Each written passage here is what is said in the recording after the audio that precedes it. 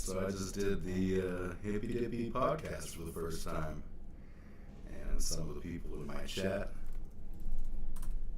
suggested that I do a little afterwards to close out my thoughts or whatever, so I figured why not.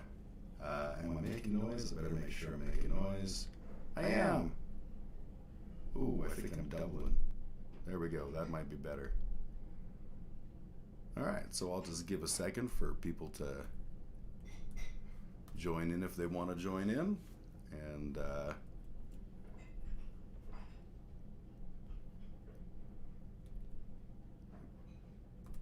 yeah. All in all, I think it was pretty good. I think I handled myself well. I got called a communist a lot by the chat, so that's pretty cool. I was on, I tried to be on Danabo's chat, but for some reason Twitch didn't have me as a verified person, and so I fixed that, but like, it didn't do. CTV and Jan were loud. Jan? Yeah, CTV is, he's a loud guy. He's very much a character. Bo Burnham. I don't know who they were referring to as Bo Burnham, honestly. On my end, I just had like it seemed actually pretty balanced, but I don't know what the user experience was like. From Discord, it was good. I was gonna stream, but then I decided I would let my kids play video games and stuff, and therefore I could be in my basement. Center Block, the one who said, "If you have what you say is true." Oh yes. I can't think of names now. Something about takes. Yeah. Most truckers are not with the convoy, and most of the convoy is not truckers. That's a big thing. I feel good about, like, I made my points. There was a lot more I wanted to say, but I mean, there's only so much time that you have. All things considered, I feel good. I feel like I nailed it. I represented myself and Team Rhombus well. And yeah, 69% of all Canadians are against the convoy. Tell that to the morons on Twitter, though, lol. Yeah, the one dude, and he's a Canadian, the guy in the Chandler Bing vest who kept calling people Blueberry, Splonker, who was, for the record, before the stream started, was like, I get the impression like he's a super nice guy and just a decent human being overall. But yeah, he was dead sure that it was like more than half of Canadians are for the convoy, and I was like, I don't think so. Do you guys, let me know if anyone wants to via the magic of Discord, come on and have a chat. Maddie Cakes was inconsistent, but she had a couple points. I like Maddie Cakes a bunch. I've seen her on a few debate panels, and yeah, I felt there was some inconsistency, but at the same time, I mean, it's hard to get all your thoughts out, so you know, maybe it was that. Either way, good peoples.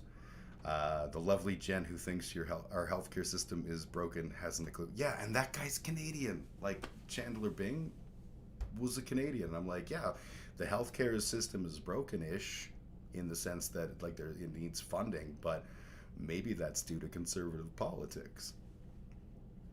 65% are in favor of ending mandates. I think they confuse that number a lot.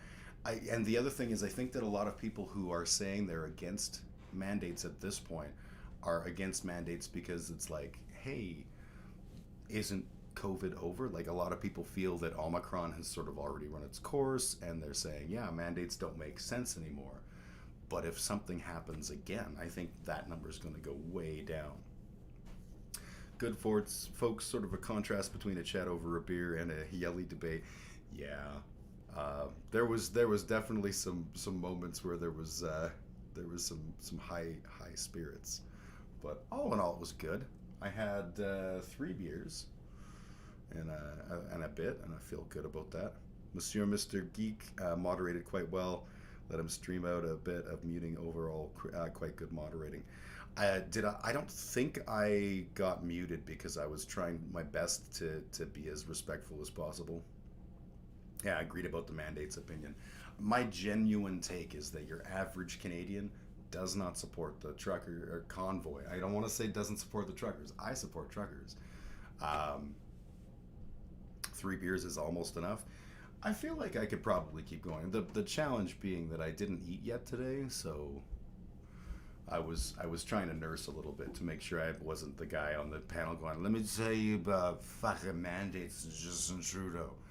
Um, I find it ironic that people were so quick to consider this a workers' movement, and I mean I think that's just it's an American attitude, not understanding that like truckers here are working, truckers here are doing their job, and they're not behind this. Most folks know the difference between supporting truckers and freedom and the occupation by assholes, different things. Yes, exactly. Oh, Lex is drinking tonight. Oh, nice, nice. Welcome to the club, kitty jerk face. I do enjoy me some beer from time to time. Truckers here are massively not behind these jerks.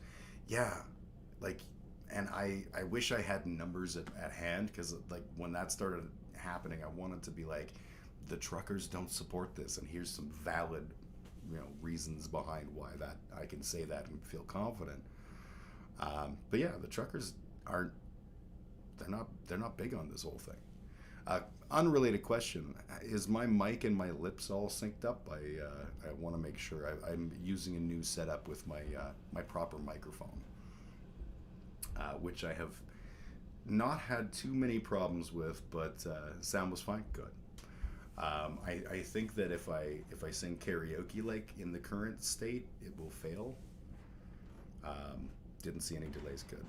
Was there anything, just since I got you guys on the wire, was there anything you guys felt I could have done better? Was I not forceful enough? Was I too big a jerk? My mic is quiet. I can fix that too. Probably. Crank it up a little bit there. The sunglasses don't help. That was specifically shtick for CTV is known for always wearing sunglasses. So I was specifically being a shtickler there. Let me try and turn this up, and that should make my mic a little bit louder. I'm not peaking. Probably go a little bit higher. All right.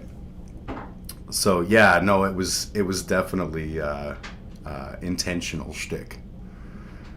Jacket was a good touch. I felt good about the jacket. It's a debate, and I wanted to look good and stuff. And I felt like I was wearing. I didn't draw attention, unfortunately, but I'm wearing the crime scene T-shirt, which is a residential school. This is actually our very own Bender designed this, and it's available through his website. And all the proceeds from this shirt go to Bear Clan. So obviously, I'm going to support that. Better sound? Good. If it gets louder, and then just let me know, and I can ease it back. But yeah, that was actually really fun. I never when I started this, I remember scoffing at the idea of like debate bros and stuff. And then there was a whole drama that FD Signifier was talking about the white reality of BreadTube, and a lot that somehow translated into people.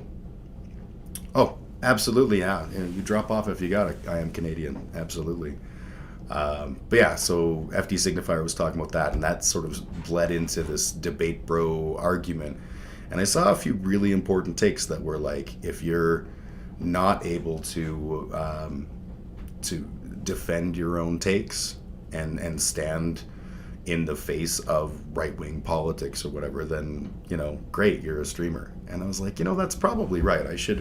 I should be prepared to defend myself, and to go on streams or whatever and have conversations and be able to say like, no, I don't agree with you. I'm going to disagree, and I'm cool, and I'm good at it. So hopefully that's what that was. Kitty, how are you?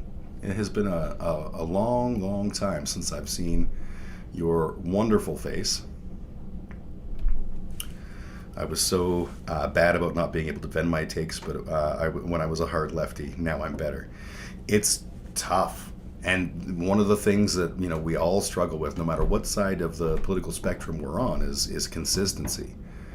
And the question of, like, the original question we didn't really touch on, but the original question about the whole convoy thing was, how does that relate to Jan 6 or BLM or things like that? And I feel very strongly that it's pretty clear BLM was a movement that is intended to build equity, not equity like finances, but equity as in terms of like bringing voices to the table and allowing people to have a voice, who are perhaps marginalized and things like that, versus versus Jan 6th or the trucker convoy, which is about the status quo. That was the topic. Yeah, the official. Hang on, I'll bring up the official topic. I did enjoy the other two topics. I'm not gonna lie. Where was I? Discord. Oh, that's not the right chat. 1 second.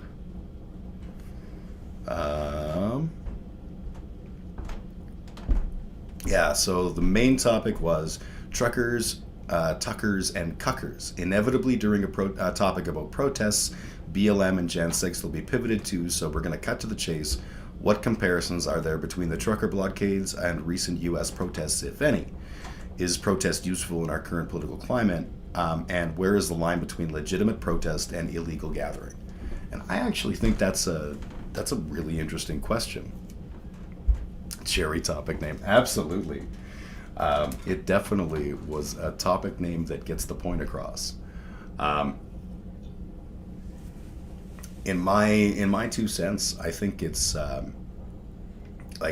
support the right for protest always, and if I felt that this was a protest, I would support, even though I don't like what they're protesting for, I would support it. But that's not what this was. I agree with protest, but I don't agree with violence that is part of the convoy. That is a beast of a different color. Yeah, exactly. And I think what gets lost in the conversation, especially when we're talking about topics like this with American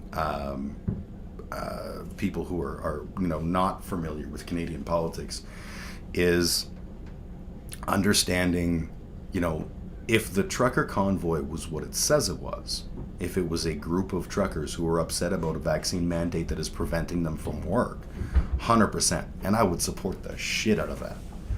If it was a protest about mandates that was against, so all Americans, yeah, you're not wrong. Us Canadians with our flappy heads, we're right. If this was a protest about vaccine mandates and the vaccine mandates were not related to a pandemic, like I said this on the panel, I would not support a mandate for general vaccines or for most vaccines. And if this wasn't a pandemic, I wouldn't support a mandate for the COVID vaccine. I feel like that is an overstepping of government. But government has to balance the stability of the healthcare system and the overall widespread health of the population. And that's what those were for. That's what stay-at-home orders and all this other stuff has all been about. We don't know what this is yet. Let's make sure we don't fuck ourselves. Nothing wrong with that. But there are people, anytime the government tells you what to do, they're gonna be upset about it. And you know what? Let them. I get it. They have every right to be upset. Where I draw the line is when they start, like, I don't know, destroying the lives of Ottawa residents, blocking the international trade. And you know what? I would even I don't like blockades, but blockades, I get it. Like, I hated when I had friends here in town that did a blockade of roads as a form of protest, and I disliked it because, in my opinion, you're not winning any arguments there. You're not doing anything. But okay, you don't necessarily have to always be about winning arguments and winning over hearts and minds. It's not my place. I wouldn't be opposed to them doing that. And I even came up with, I was talking with a friend of mine, and mugging people for masks. Exactly. Making threats for people who were just wearing a mask. Like, fuck off. I was talking to a friend of mine, and I was talking about the idea that, like if you wanted to do something that would be effective at the border, do a blockade that you, like, every hour you roll in for 20 minutes and then you roll out and allow traffic to move, and you explain to people, bullhorns or whatever, and you say, like, hey, we are showing the government what the impact of delaying traffic because of COVID restrictions and stuff, and the impact to, like, that would be an effective form of protest. Just locking the border, that's being a dick. That said, if they weren't armed fascists, I'd be all right with it. The Emergency Act is an overreach. Bad time for Trudeau to catch COVID law. You know what? And the Emergencies Act absolutely is an overreach. And it's funny because, like, they don't need it. Hang on, I'm just going to close this door. 1 sec.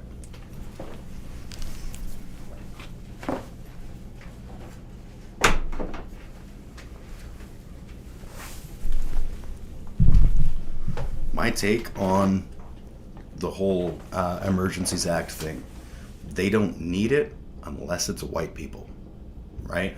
The RCMP can go into Wet'suwet'en and just bash skulls. Ooh, I got a link. Then there's this guy.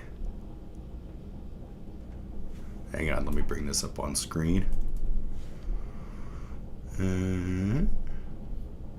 Oh, I gotta do the thing.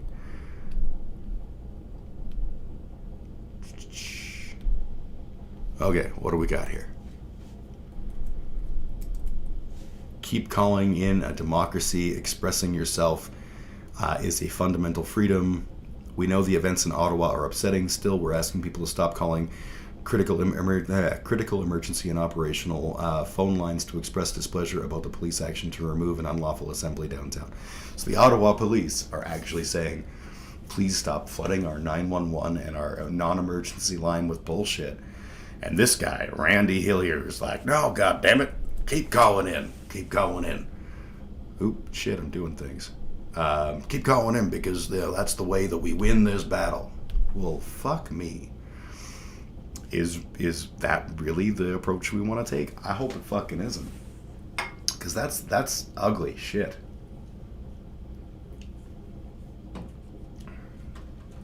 I don't know, man. That's pretty messed up. Yeah.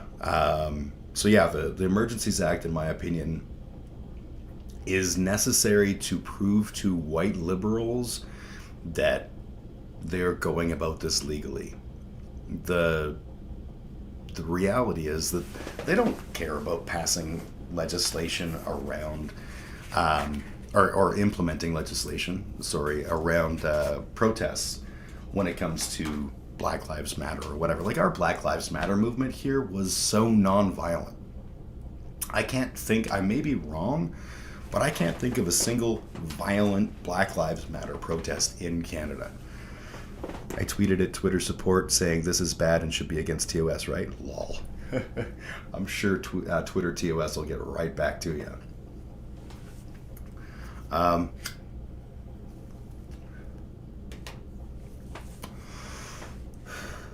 I think the idea, I get why they want to go after bank accounts of people like Pat King. I don't necessarily agree with that, even though I think Pat King is a fucking monster. The government would have sent the RAF if it were POC. Yes, absolutely. And the idea that 3 weeks of active, unpopular protests would have happened if it was people of color? Hell no. Hell no. This is the whole, like, Beau of the Fifth Column talks about the playbook, or the manual, I think he calls it, in terms of how you address a movement like this. And he said that Canada, did the right thing and all that stuff. And I totally agree. I just wish we used that same manual when it came to people who were not primarily white. I understand with the big donators, the $20 from a granny in Saskatchewan, no. And yeah, I 100% agree. I think that's the area where I have real misgivings about the Emergency Act is the limitations. When you've got someone like Tamara Leach or whatever her name is, who is making, millions of dollars are flowing in with no oversight and no anything. That's bad, and it's probably against the law when it comes to what she's going to use the money for. When some granny sends $20 to a convoy because she feels that, let's defend freedom, 100% I'm against taking any action against her. That's just, rude and stupid. In the debate, one of the guys said that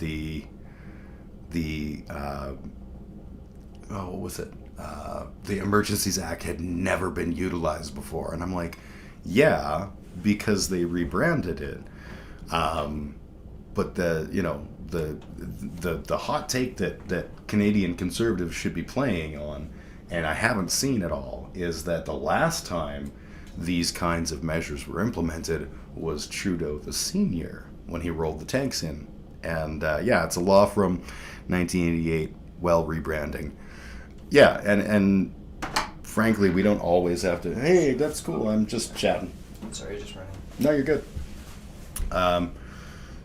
It's a law from 1988, but it's basically a replacement of the previous one, which is the one that Trudeau used, and we haven't used it.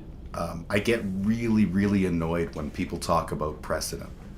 And I've seen a lot of people's takes on this be about, like, what happens when the Conservatives come into power and you decide to use this against an Indigenous Lives Matter protest and stuff. And that's very real.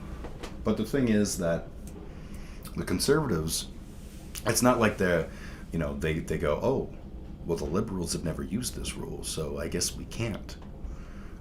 They absolutely fucking will, and would, if the right circumstances, if they felt they could politically win the situation, they absolutely would. The cons love saying the War Act. Listening to lies from the House is excruciating.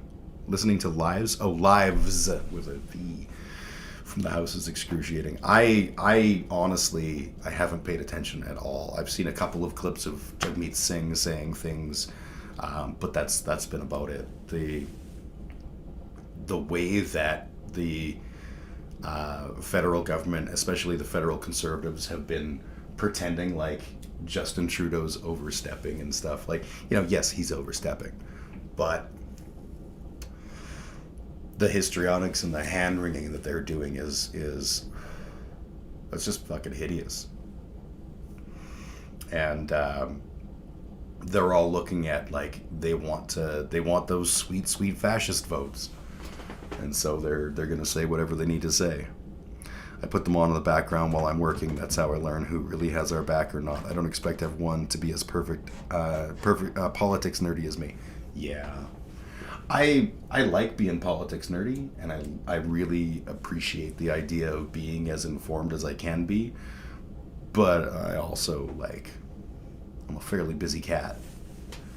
Today was a busy day. I woke up this morning and re-recorded a section of 11Z's, and then the debate and stuff. It was a whole pile of doing stuff all day and in different areas. So it's been a good weekend.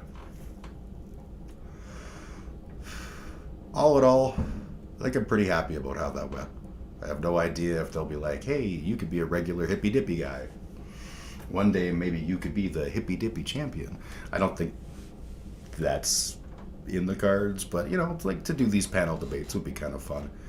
And I brought this on myself. I actually messaged, or not messaged, but I put a link in on the Dylan Burns or Discord, and I was like, you guys need a lefty Canadian, because every time I see Canadians, I see either like right wing people or liberals, and especially when they're talking about things like the convoy, you're not getting that full picture. My weekend has been pretty rad. I have this week off, so more wine and chill. Excellent. Excellent. I don't have the week off, but I do have Monday because of family day, so I'm going to, enjoy that. I slept like 13 hours last night, which for me is staggering. I was basically, the night before, I woke up at ridiculously, like, I couldn't fall asleep. Fell asleep at about 3 in the morning, which for me is late, and then woke up at 5 and then had a nap for a couple of hours after, a few hours of being up. Like, it was a hard sleep. And then yesterday I spent all day tromping through the forest, getting video footage for not the next video we're doing is 11sies, and then following that we're doing Awake in the Dream. So it was Awake in the Dream that we were getting footage for, and it was fun. We had a guy with a drone, and we did all kinds of cool shit. But I woke up at 6, had breakfast, then went back to sleep until noon. Nice. Sleep is good. I never really do it, but oh man, I love sleep. I feel bad about Smoke It on Camera. I was actually originally gonna not do it, and then I thought that if I keep turning off my camera while I'm debating, it's gonna be stupid. And now it's like, okay, in for a penny, in for a pound. Tomorrow's a new day. But yeah, I'm not a fan of smoking on stream. Haven't getting much sleep lately. I was grateful for my mini coma. Mini comas are the best. I woke up this morning finally refreshed. I went to bed at like 9:30 last night, which for me is just outrageous. And I was expecting to wake up at 3 in the morning, which is usually what happens if I fall asleep early. Nope. Slept all through the night. Woke up feeling refreshed. It was weird. I never do that. So you're on vacation for a week? That's awesome. I look forward to, at some point in the not too distant future, I will actually be able to take vacations. I'm pretty stoked about that.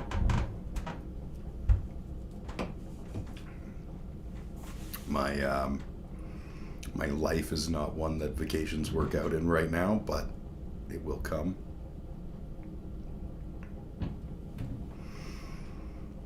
I liked when CTV was challenging me about guns, and I was like, nah, dude, I like guns. I would have guns, except I have idiot teenagers. And he was like, well, then you need to do a better job as a parent, which is just totally, toeing the line and not, there's nothing serious there. And I laughed, and I was like, yeah, I should. But the reality is, I got 2 teenage boys, both of whom came to live with me far later. And,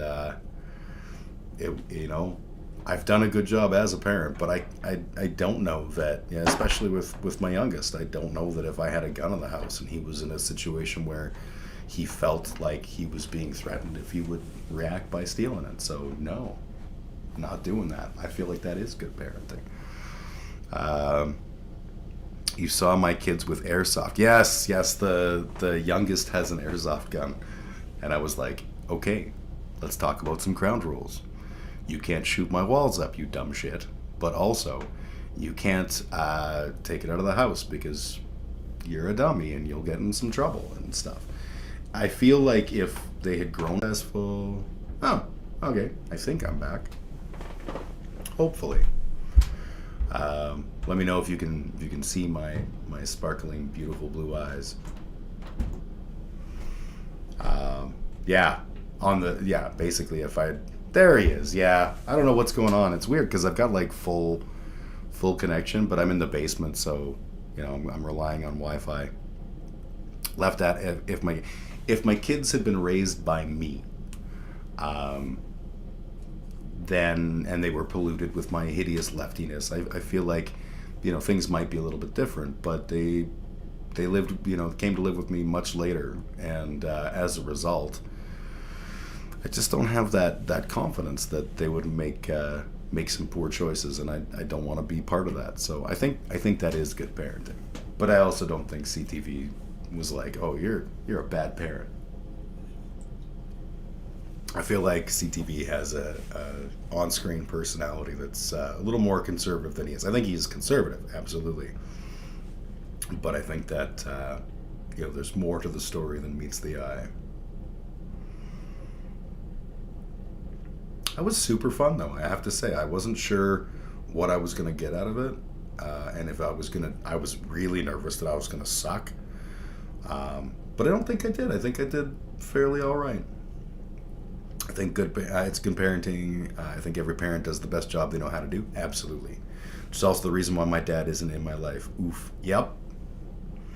I feel very strongly that I once heard someone who was my ex-wife's adoptive mom is a Jamaican lady, and she was saying that in Jamaica, the biggest compliment you can get is when you're getting older, when you can live with your kids, because that means you did something right and they don't hate you. And I'm like, that's pretty cool. I want my kids to be good people, and I want my kids also to respect the fact that they haven't learned it all yet, and in the future hopefully they continue to like me and stuff. But at the end of the day, I still gotta be the best dad I can be. I think you took your moments and made sure you were heard without interrupting. That was, yeah. I have a natural inclination to just talk over people when I'm heated. So I was really trying to not do that, because I think that's rude. And especially when you're in a debate panel, you just get a cacophony of unintelligible noise. So I bit my tongue a lot, and I jumped in when I could. Thank you, Kitty. I was proud of me too. I think for a first debate ever, I think I did pretty fucking good. And I think the sport coat was a good touch. The sunglasses were fun. I think I should have either left them on or taken them off, and realistically, I probably would have just taken them off because I got great eyes. But, and somebody, I felt like this was an accidental compliment. One of the things I said, someone in CTV's chat was like, in 30 or 40 years, that guy's gonna be in a full member of ISIS. And I'm like, 30 or 40 years? Dude, that's 78 or 88 years old. If I'm a full member of ISIS when I'm 88, I'm probably loopy. Heck yeah, I wouldn't have been able to hold it. I won't be a debate bro ever. I said the same thing, Kitty. That's all I'm saying. I think you got it in you. You're a clever human being. You can think on your feet. We've had good chats, you and I, both in person and on the interwebs. And I think you could do just fine. I see there's a couple people are watching. That's kind of cool. Hello, Apple Pie Chart and Elion and Tinarif. I may be saying those things wrong, but it's because I'm old and broken. I had to call out a person who was saying that smoking pot will ruin my brain. I said, I'm almost 40. I think my brain is fine. I love for me, I've only recently taken up smoking pot again, and I'm really just not active on the pot smoking. But all of that shit, just stay in your fucking lane. Don't tell me how to live my universe. When my ex-wife and I had our kids, she, to quote her, was a very bad cow. She had real struggles producing milk. And so with my eldest, when they came down with RSV and wound up hospitalized, and the hospital thought that we were abusing our kid because she was underweight and obviously dehydrated from a doctor perspective. And it is new. Yes, it is new. It's a new thing. I decided I'd get back on the horse with the shittiest low grade, high THC, low CBD. I'm that guy. Anyways, they thought that we were not feeding the kids, and then they hooked her up to a machine and realized she's just not producing milk. So we had no choice for the sake of our kids. We had to use a formula, and people would regularly walk up and be like, your child's gonna be 10% dumber. I was like, fuck you. I guarantee you they'd be a lot less intelligent if they were dead. But also, what a fucking thing. What a fucking thing to say to somebody. So if it makes you stupider to smoke weed, or if it makes you whatever, fuck the world. Live your life. That's awful. They're pretty cool. Apologize if I got the pronouns wrong. Nope, they is the correct pronoun. At least as I have been had it explained to me. Abby actually was really hesitant to talk about pronouns with me, and I think it was because of me being an old man. The assumption that I would come at them with the like, oh, they is plural, and I was like, yeah, no, if you want me to call you they, I'll fuck up from time to time, but I'll do my best because I care about you and I love you and I just want you to be happy. I was a formula baby. My mom said she only breastfed me to get in the middle of the night. Yeah, like for those that breastfeed, cool. For those that choose not to, cool. In the situation I was in, wasn't an option. Cool. Like all of my kids survived and all of them are doing well. So I guess not a thing. Thank you for being that parent. I got misgendered and dead named all through Christmas. Oh, Kitty, I'm sorry to hear that. That is such bullshit. Absolutely. The dead naming isn't a thing because Abby still goes by Abby. But I have said the wrong pronouns a few times, and I always just feel bad. And I try not to do the thing where I'm like, oh my God, I said the wrong thing, and then that puts the onus on them to be like, no, you're fine, Dad. But what it boils down to is it's a matter of respect. And my kids, I love my kids with all my heart, and whatever makes them happy, who gives a shit if it's how I see them or how whatever. Like that just means I have to change my view. My cousin said she was going to be there next time with an air horn. Nice. That would be awesome. Every time someone misgenders you, I would 100% be cool with that. And I think I think if I'm not mistaken, obviously, knowing you as I do, I'm fairly certain that you're not the kind of person who's like, anytime somebody lapses, you're gonna like get upset or anything like that. But it's that like, hey, you just did that thing again, and they're like, yes, I did. Be sure to stream it. Absolutely. I would love to watch that stream.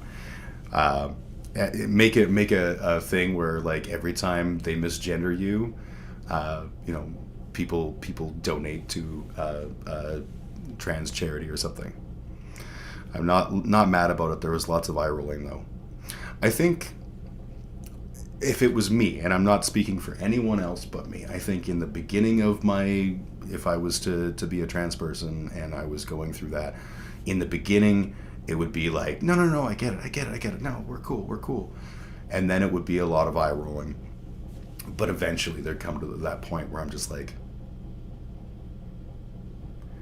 now you're just being a piece of shit. And I hope it doesn't come to that. I hope that your family figures some shit out and they go, you know what? This is our kid. We love her no matter what. Shit, I just did it. We love them no matter what. See? That was dumb. We love them no matter what. And I guess I just have to think differently. I had to console my co-workers. That's not awesome. And I like, when I say that, I was very much, because of how hyper focused on not being an asshole I am, I totally was that person. When the first person that I encountered in my life that came out as trans, I was so like, try to be supportive, try to be awesome. And then anytime I oopsed, I would be like, oh my God, I am so sorry. And it was out of a place of kindness, but it's not. It is very much a place of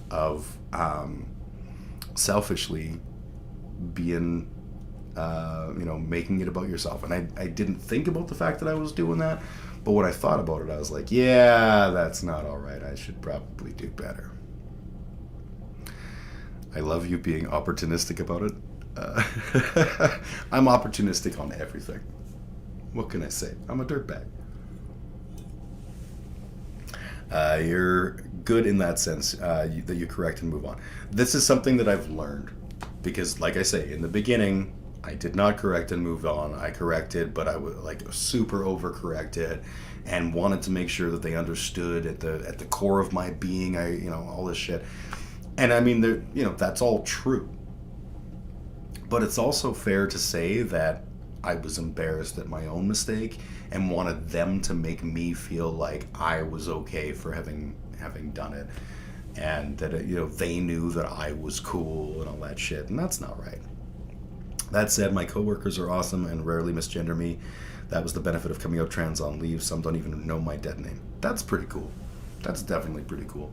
And correct me if I'm wrong, by all means, but my understanding is that the environment that you work in and the people that you work in have always been fairly decent people and have always treated you very, very well.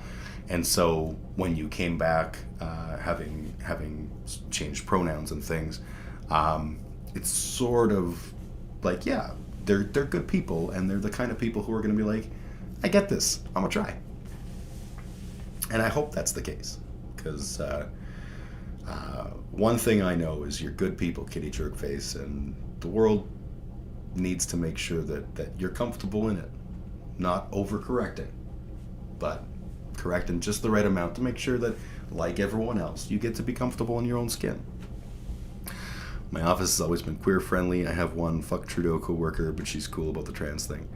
I saw my first fuck Trudeau flag yesterday, like in person. I've seen a million of them online and stuff, but we went out to McLean Creek to film the video stuff that we were doing with drones and shit, and there was like, Bragg Creek had a lot of Canadian flags, and I'm pretty sure it wasn't a normal kind of patriotism. I'm pretty sure it was that, like, the convoy. And yeah, there was a great big, some truck with a great big fuck Trudeau flag. And I'm like, yeah, I get it. I hate Trudeau. He's a garbage leader. He's a half-assed, lip service piece of shit. Like, I have no love for that guy.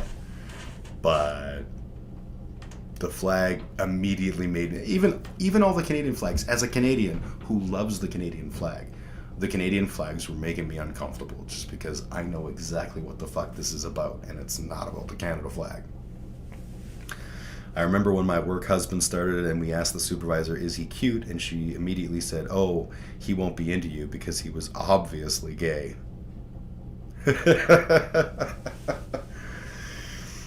I love Canada, I hate convoyers. Absolutely. And you know what? I love truckers. And I hate convoyers. Because the convoy ain't truckers. People hate hearing that shit. And yeah, that panel did not want to hear it. But that's the facts. The convoy does not represent truckers in Canada. Truckers are working.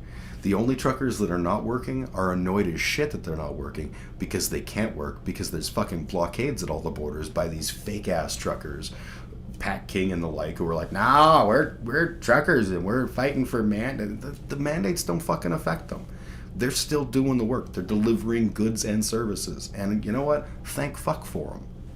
Truckers have always been like the super maligned job, like truckers, construction workers, and janitors. When I was a kid, those were the three things that when someone looked at you and like, yeah, you gotta get an education, otherwise you're gonna be a trucker, janitor, construction worker. Some people don't want to hear facts. It messes with their confirmation bias. Yeah. And actually, that's the whole reason why I put my hat in the ring for doing Hippy Dippy in the first place, was I'm like, every time I watch streams about whether it was the convoy or anything that touches on Canada, I was like, you guys don't get it. You've got like maybe one Canadian on the panel, but for the most part, it's all Americans. And they're talking about it from a very American perspective, which I get and is valid and stuff.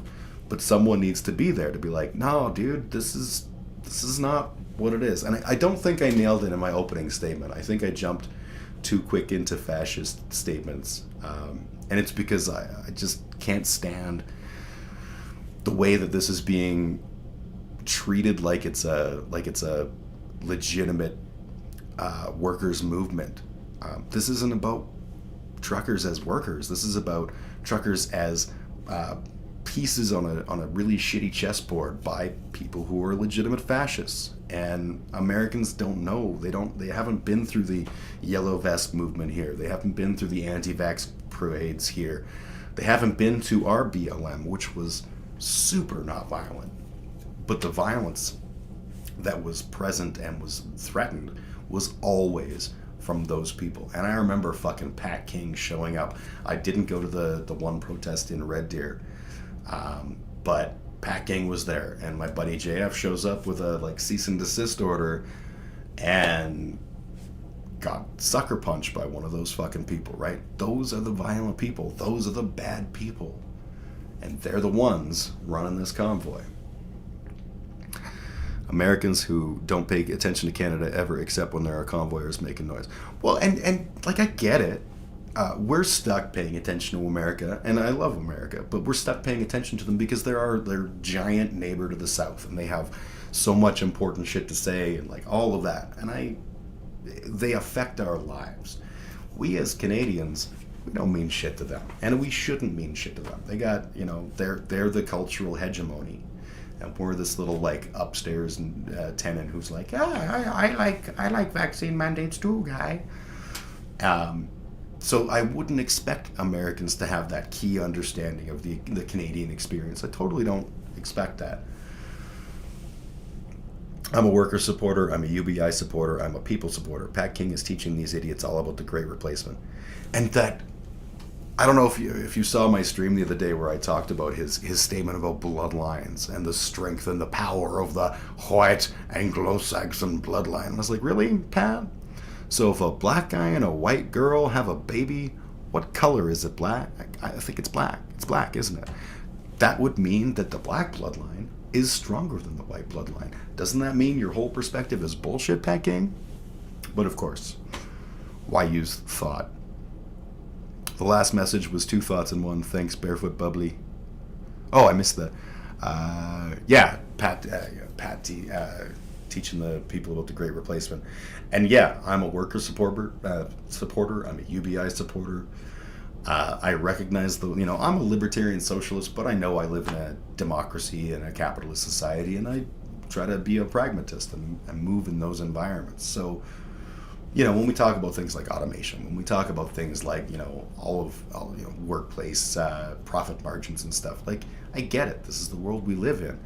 I want to stand up for the people who are working. I want to make sure that people are not fucked when it comes to automation taking away jobs, because that's going to just keep happening more and more. And eventually there will come a point where John Q. Public can't work. And so the UBI is the answer to that problem. And it's not even necessarily a problem as long as we deal with it. They weren't raised with Canadian media, lol, unlike us being raised with American media. Oh, shit, yeah. Taylor! Hi, Taylor! Been banned from Facebook for a month and a half, feeling a part of it with this. Haha. Oh, I just did a debate, my darling. It's so good to see you. I literally warm up every time I see words from you. Yeah, I just did a debate about the convoy with Americans, and I was very adamant. I probably stepped too quickly into the word fascist, and the people were like, "What are you talking about? They're workers," and I'm like, "No, they're fucking not. This is not a workers' movement." Either way, Taylor, I love you. I'm so glad you're here.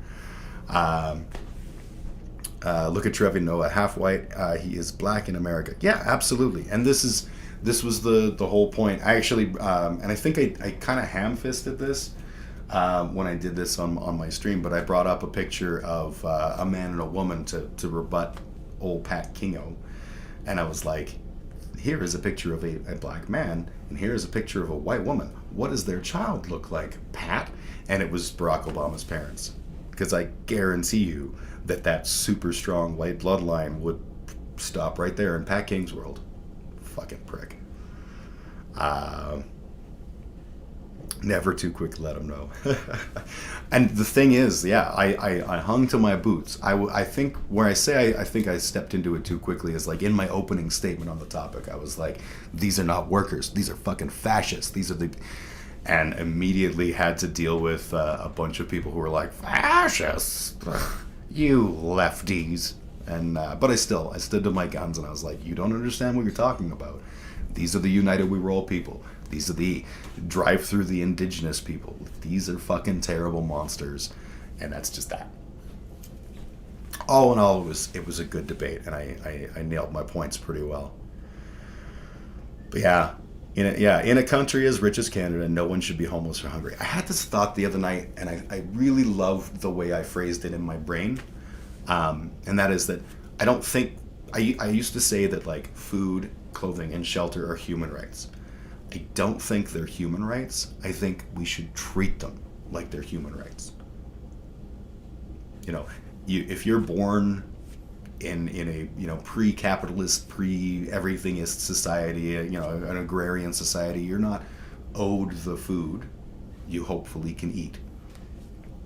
I think in the state that we're in now, in this, I'm still not on Twitter. In the state that we're in now, I don't think it's a far reach to say they may not be human rights, but let's just treat them like that. Let's just put that as the baseline. I would say food, clothing, shelter, education, and opportunity, and just say those are basic rights. Whether or not they're human rights or not, who gives a shit? Everyone gets them. And who will pay for it? I don't fucking care. Money is bullshit. I'll be your Twitter manager. I really should be on Twitter, honestly. Like, there's so much that happens on Twitter that I'm not privy to. But it also feels like a cesspool of filth and degeneracy. So I don't know. But I keep leaning towards the idea of like making a Twitter account and using that website, this person doesn't exist. Yeah, Twitter's rough, but there's so much info. Exactly. But then I look at it and I'm like, I'm an old man. Facebook is already a lot for me. Do I want to add Twitter to the mix? And I just don't know. It's 1,000 times better than Twitter, I'm telling you. Well, I do take your word for it. You know what? That's actually a pretty reasonable. If you say that it's better than, because Facebook has just been a fucking cesspool ever since this convoy happened.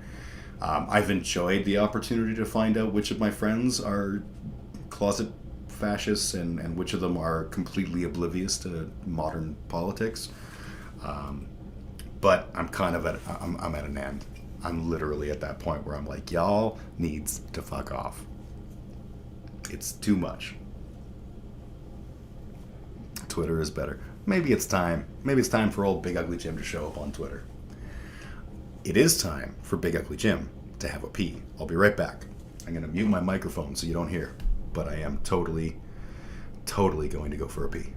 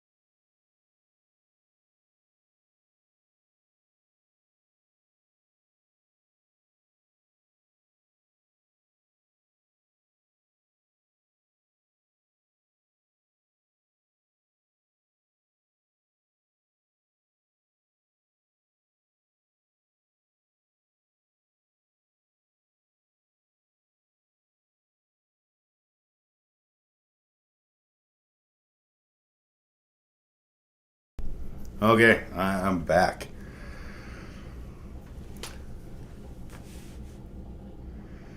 If I need a Twitter manager, I will definitely give you a call on that one, Kitty Jerkface.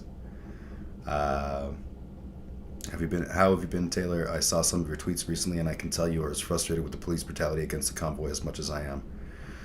Was there really police brutality against the convoy? Like comparing that to the story that just happened on my news feed today of, and I'm not telling anyone anything they don't know about, but the guy in Forest Lawn, the Sudanese guy who had a big stick, and the cops were like, "A big stick? We should shoot him." Police killed another black man. Yeah, that's exactly. Yeah. That one, I read, I saw the headline and I was like, oh, fuck. And I opened it and I was like, yeah, this is exactly it. You know, it's the, if you've got a hammer, everything looks like a nail bullshit. When you're a cop and you're a cop that's called to that situation, all you know how to do is cop answers to cop questions. And that guy needed something way different. And I actually saw, Taylor, someone shared your tweet about, like, don't fucking call the cops, call the Bear Clan. And for the record, just saying, this is what I was wearing. Supporting the Bear Clan, love those peoples. Yeah, don't call a cop. Call people who can actually help and fix that situation. De-escalation. Because, I mean, don't get me wrong, bullets de-escalate things really quickly, but it's probably not a good answer. It's probably a pretty shitty long-term, overall good.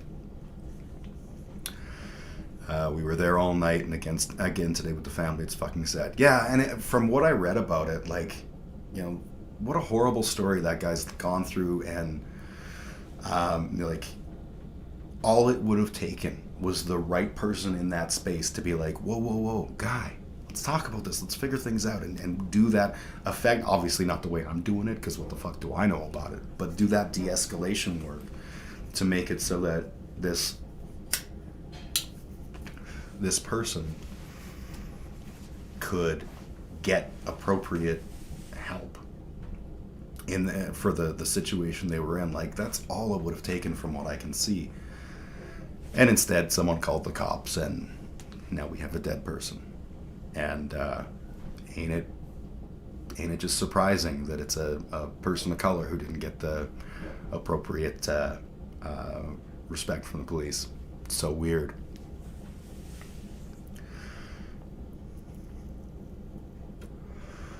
But police brutality anywhere is bullshit. I don't agree with the police showing up in Ottawa, punching people and running over people with their horses, etc. Fuck the police always. I agree.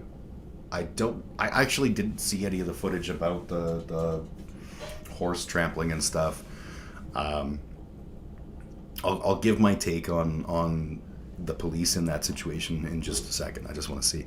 I don't share your experience, but my experience as a mentally ill person, I keep saying, call someone who won't kill me because they don't know how to deal with it. Totally agree.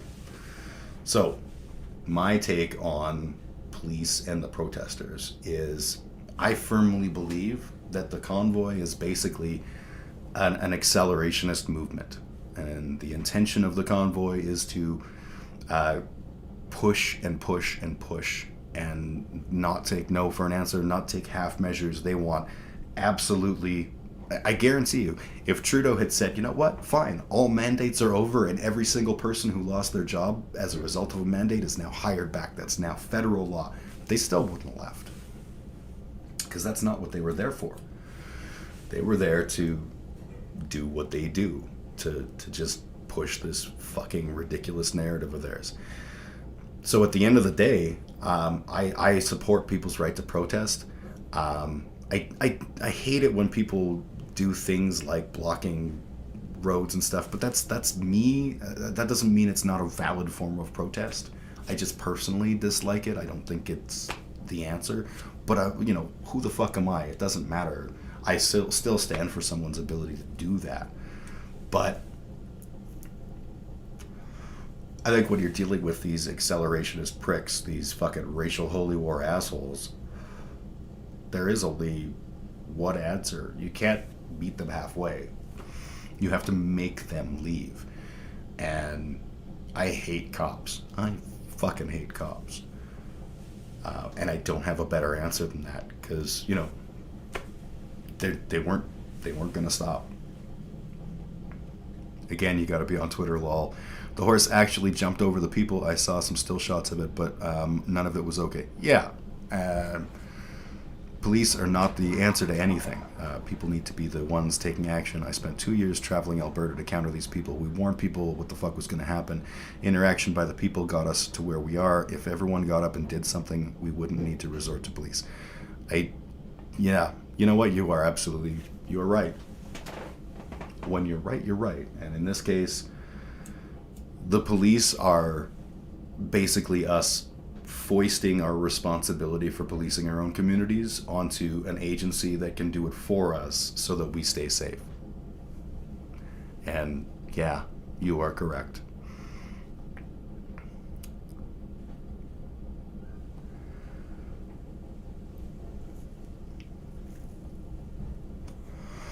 I'm not okay with police or with Twitter assholes saying that Trudeau is the reason for their police brutality. The cops are responsible at the end of the day. ACAB. I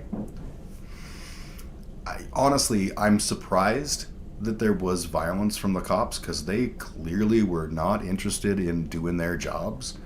Like everyone acts like what are the cops supposed to do? There was a lot of things the cops could have done in the framework of the existing system, like I don't know, horns blaring at all hours of the night probably warrant the same reaction as a bar that's making too much noise. I don't know. The whole thing is fucked. I don't think Trudeau is the problem. I think Trudeau's a dick. But I don't think that Trudeau is the problem. I don't think the Emergencies Act is the answer. I just think that cops are shitty at their core. Yeah, and that's Kitty Jerkface. In your defense, I feel like I saw someone saying that they saw a video and the woman wasn't trampled. To me, that's kind of one of those things like when you're saying, as far as I can tell, the woman wasn't trampled. At the end of the day, cops were there with a horse, with people right there, and there was, whether or not that person was trampled, it could have happened. Like, let's just pretend for the record, like, and again, I don't know, but let's pretend that the woman wasn't trampled. Clearly there was a risk for that because of the situation, and the cops created that situation. So, end of the day, that's kind of the point, I think, is that's not a good answer. Probably shouldn't be putting people in a position where they could get trampled. And Kitty, please understand, I'm not saying that you're saying that. I'm spinning my own thoughts here. It's the same as, like, I saw someone's response to the presence of the swastika flag at the convoy, and they're like, yeah, but you know what? The guy was like, this is what your country could turn into. That's what I'm doing. I'm saying that, they're the fascists. And let's pretend for a moment that I believe that for even a split second to be true. Okay. But realistically, if you need to explain why you're waving a Nazi flag, I think maybe at that point just be like, you know what, this was dumb. But I don't think that was the thing. I'm pretty sure that person waving that swastika was happy to wave a swastika. It's not like he ran to the store to, like, you know what I need for this protest? I needs me a swastika flag. I bet they have them down to the army surplus. No. Homeboy pulled out his swastika flag and was like, yeah, we're flying this. We'll trigger them libs. I would never have said it was a good solution. It wasn't. Yeah. And what I'm making sure is that you know that I'm not saying that that's what you were saying. Because I get it. I read that article about the Sudanese guy today, and it was literally just like, this is a textbook example of why you just can't approach dealing with people with the police. This was a guy who, he was dangerous, 100%. Whatever the circumstances, and I don't know what was going on in his life, obviously he was dangerous. But you can react to danger in a bunch of different ways. I used to bounce, as a bouncer, my reaction to people who were dangerous was generally not to kill them or even to beat them up. It was to be like, whoa, whoa, whoa, whoa, whoa, and pull them out of the situation and get them talking on something else and get them out of the bar. And usually you can deal with almost any situation that way. And in the case of like, if you actually had someone who was like, I don't know, a mental health care worker or someone who had, you know, other skills, they'd be able to find a much better resolution of that situation. But we got cops. At every person carrying a Confederate flag, I went to battle against people defending that shit. It's not racist just because you say it isn't doesn't make it a fact, Karen. Yeah, and you know what? I made a crack at the time on stream when they were showing the picture with the Confederate flag, and I was like, oh, are we anti-mandate because of states' rights? Because that's clearly what the Confederacy was all about.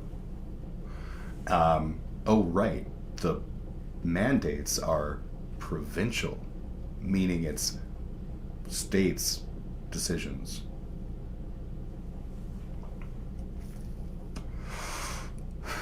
This whole thing has just outlined for me the number of people who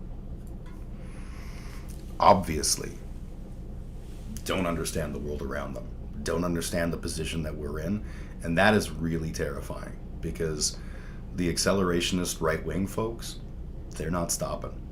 Turns out they're not really big on decelerating. This is going to get worse before it gets better, and across the board. We got a fight ahead of us. And I'm an old man, but I'm willing to fight because someone's got to.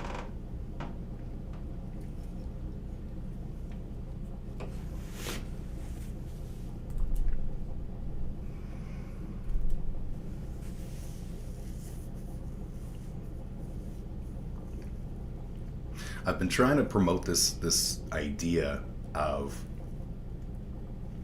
explaining how I view the world in terms of the utilitarian, like what is good and what is bad, and looking at it from a perspective of the acts that we do, what are the downstream effects. And to me, that's the most obvious thing on earth, right? Like, morality is actually kind of easy. There are times where it gets a little bit gray, but at the end of the day, if you have a firm moral character and you understand, you know, that there are things that are that you can do that are going to have a net positive and things that you are going to do that have a net negative, well, you should do the net positive. We're all human and we're not always going to do that, but that should be what we strive for. That should be what we try to do. And that's not the world we're in right now. People are looking at things so like you know, the vaccine debate, which it shouldn't even be a fucking debate, but the vaccine debate, you know, I would be opposed to a mandate if it was a mandate that was actually a mandate and it was unnecessary. Right? If somebody said we're going to vote on a mandate for the flu vaccine, I'm not cool with that. I would not support a mandate for the flu vaccine unless there was like a H1N1 style flu that was coming in that, you know, was causing real genuine harm to people. Then I'd be like, yeah, okay, that's a different story. This is not that. The mandates, quote unquote, that we've put in place have been so completely ineffectual and intentionally so, to say we're not taking away your bodily autonomy, we're just making it so that we're heavily encouraging and perhaps even coercing, because there's a necessity for the long-term stability of the healthcare system. That's a good thing, I think. Getting a vaccine, like if it wasn't a pandemic, I don't think that that's a thing that we should be forcing people to do. But it's a fucking pandemic, and people are going to die. And I don't care about the survivability rate, and I don't care about all of the bullshit what it boils down to is almost a million people, isn't it, in the States that are dead now because of this. Like, that ain't cool.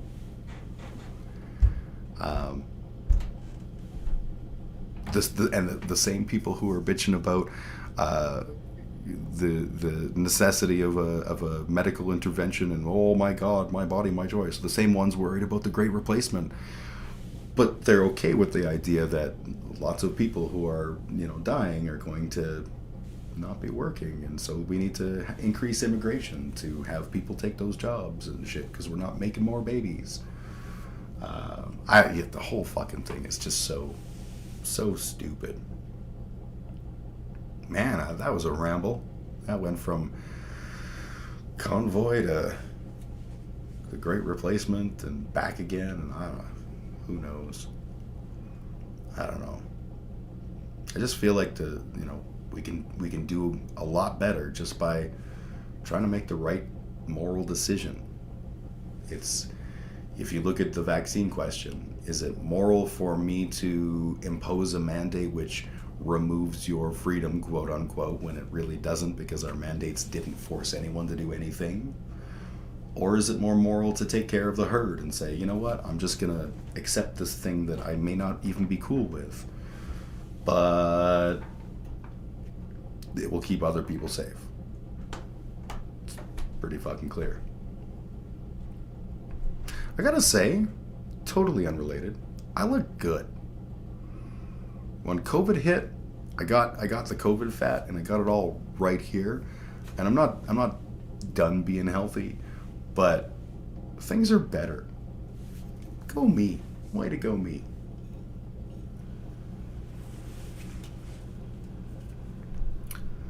Am I losing you guys? So far I see, yeah, there's a couple people still here. I'll just keep rambling for a while.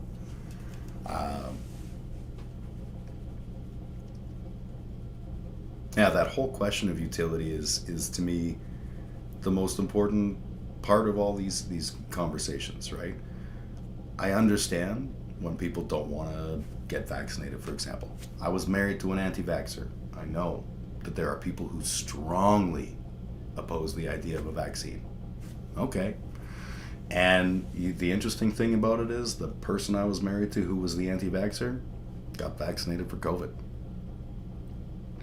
They recognized that there was a necessity to protect other people. And fascists got into those communities and started sowing, especially the obsession with a plot thing, right? They started planting those seeds that there's a big plot by the globalists to make you get vaccinated so that X, whether it was so that you can't have babies or so that you are more docile, or who the fuck understands what their whole argument was. But that obsession with the plot, that's a thing. And I understand people who are passionate about something that I'm not passionate about, like being anti-vaccine. I get why people wanna fight back and wanna scream. But you live in a society. It's bigger than you. Get the fucking vaccine. And if you choose not to, there's consequences. Those consequences are probably not life-altering. If you can't go to a bar, okay, then don't go to a bar. Bander, my friend. I did my Hippy Dippy debate, wearing my crime scene shirt. You did good work, my friend. It's good to see you.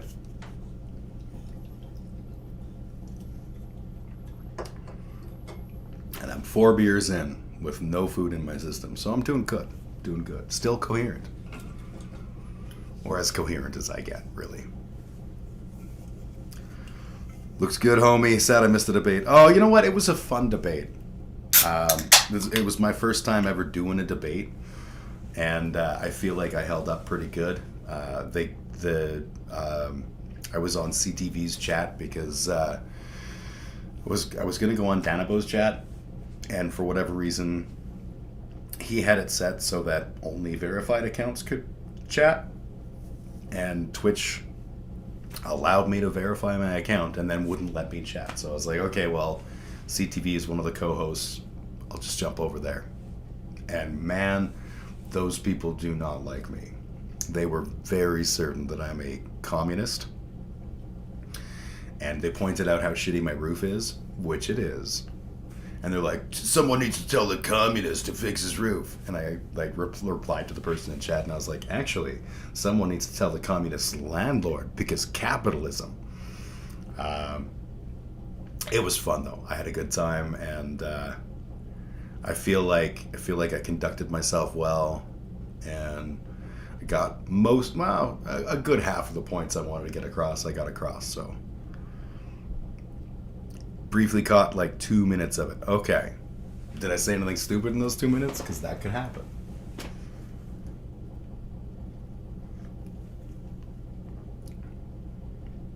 Thought the American dude screaming "commie bastards" was fake. Was that the dude with the sunglasses? If that's the case, then that's CTV, and I feel like CTV has an on-screen persona that's very like, he likes wrestling, and he likes being the conservative guy who is very like, let me tell you about let me tell you how things are gonna go, brother. That's probably who you were talking about. The rest of the panel was actually, I think, pretty chill. There was one French Canadian dude who kept he was referring to Maddie Cakes as blueberry and stuff, and it was funny because before the debate started, I was in the Discord sort of setting everything up, and he was super nice and super helpful to people who hadn't done this before, and was like, okay, you want to do this and this and this. And then when the debate started, he was like, let me tell you about why I think that the protesters are good. And he was very debate lord entertaining as opposed to being good. Okay, haha, I heard him introduce himself and went, so I understand this panel is a bunch of communists, etc. Yeah, that definitely sounds like it was CTV. And he's got a very hard right character on the TV, and I don't get the impression because I've seen him call out conservatives for being shitty and too far right. I think that he's an actual conservative in the sort of traditional sense. Definitely not someone I want to go embroider a quilt with, but not a monster. But I he's also an American conservative and has a lot of takes that do not meet what I do. But I feel like he's much more flamboyant and much more on screen. He will scream about communists as opposed to how he really feels. It's a lot of drama. But I also think that he probably sees me as a communist. And I'm not. I'm a libertarian socialist. It was fun, though. It was good. He was super dramatic. Yes, very much so. And I popped into his stream. So Kitty Jerkface had said I should do a live stream after the fact. And I had gone out for a smoke, and I was like, do you want me to? I could do that.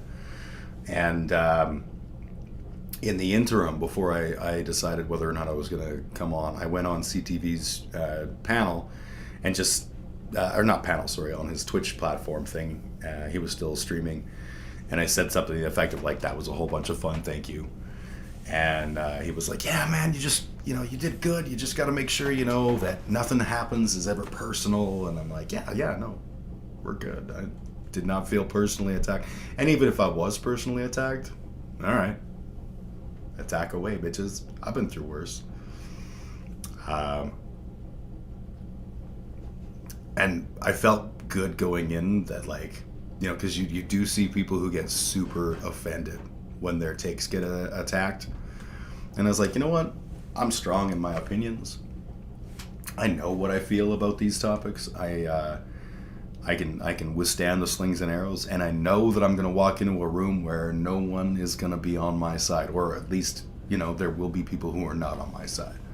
and who will call me names and all that kind of stuff. And like, fine, I don't fucking care. I want to say these words. And the thing I started with was, this is not a workers' movement. This convoy has nothing to do with truckers. It has nothing to do with mandates. This has everything to do with getting rid of government. I always tell him, I promise I'll do worse to myself than you ever could, so have fun, Jim. Yeah, right? Like, I go by the name Big Ugly Jim. Bring it on.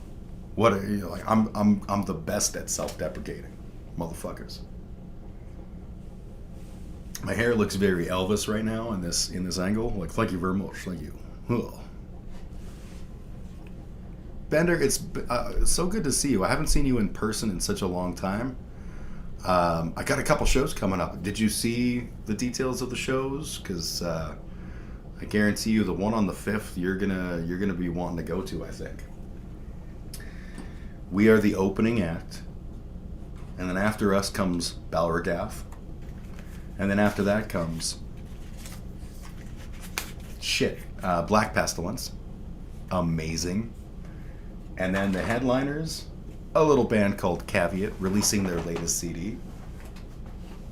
It's pretty fucking cool. Been trying to plan your life around those shows. Haha, yes. Caveat is gonna shred. They're so fucking good. And I'm super glad to be able to play that show, because like, when Johnny Incognito was first like playing shows, we couldn't buy a gig with a punk band to save our fucking lives. But there was this core of metal bands that would play shows with us, and it was Caveat, Verbal Deception, Sufferance, Tempered. Like, those guys were so solid and always happy to play a show with us. And to be able to share a stage with them, 20 years later, fucking cool. I'm so excited about that one. And then the other one is like Owls and Eagles, us, and Skulk Partition Route, and hopefully I've got a couple of other irons in the fire. The glory days, absolutely. The days back in the day when we used to play shows with like Axis of Advance from Edmonton and just feel like rock stars. I never played with Axis of Advance because I was never metal, but you know what I mean? Like, or Into Eternity. I remember Into Eternity before they had a singer. I remember Into Eternity when the singer had their first show in Calgary. It was the Underground, I believe. And she walked in, and I mean, like, I'm a loser. Pretty girl with a metal voice walked in, and I was like, she's pretty. I really like this. Oh, this is going to be good. And then she got on stage and just had that fucking voice. So good. Played to like 6 people in Edmonton. Oh, dude. My first time playing Edmonton with Johnny Incognito. So we had built up a decent support in Calgary. Decided to take the show on the road. So we got a gig at the Rendezvous. And I don't remember who was booking the Rendezvous at the time, but it was like they were not doing a good job. So we got put on a bill with 2 grindcore bands that were the same band, just switched up. So that's cool.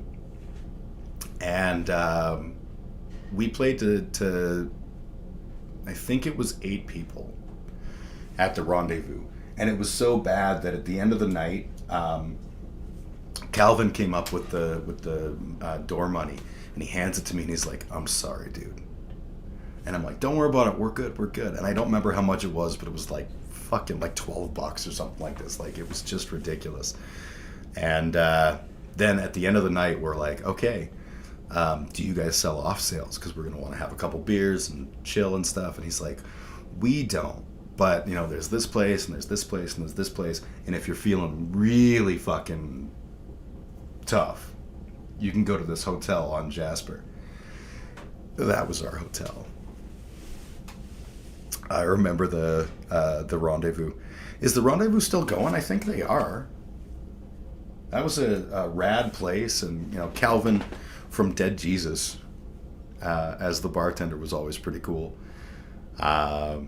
Yeah, it was the only time I played the Rendezvous. I've played the Mead Hall. I've played... Did I play the Starlight Room? No. Where did we play with the 1,000 Beer Tour? Deviate, yeah. I played the mead hall with Keith and I. Before we had a whole band, it was just Keith Morrison and me, and we played the mead hall on like a Sunday when they had a folk night.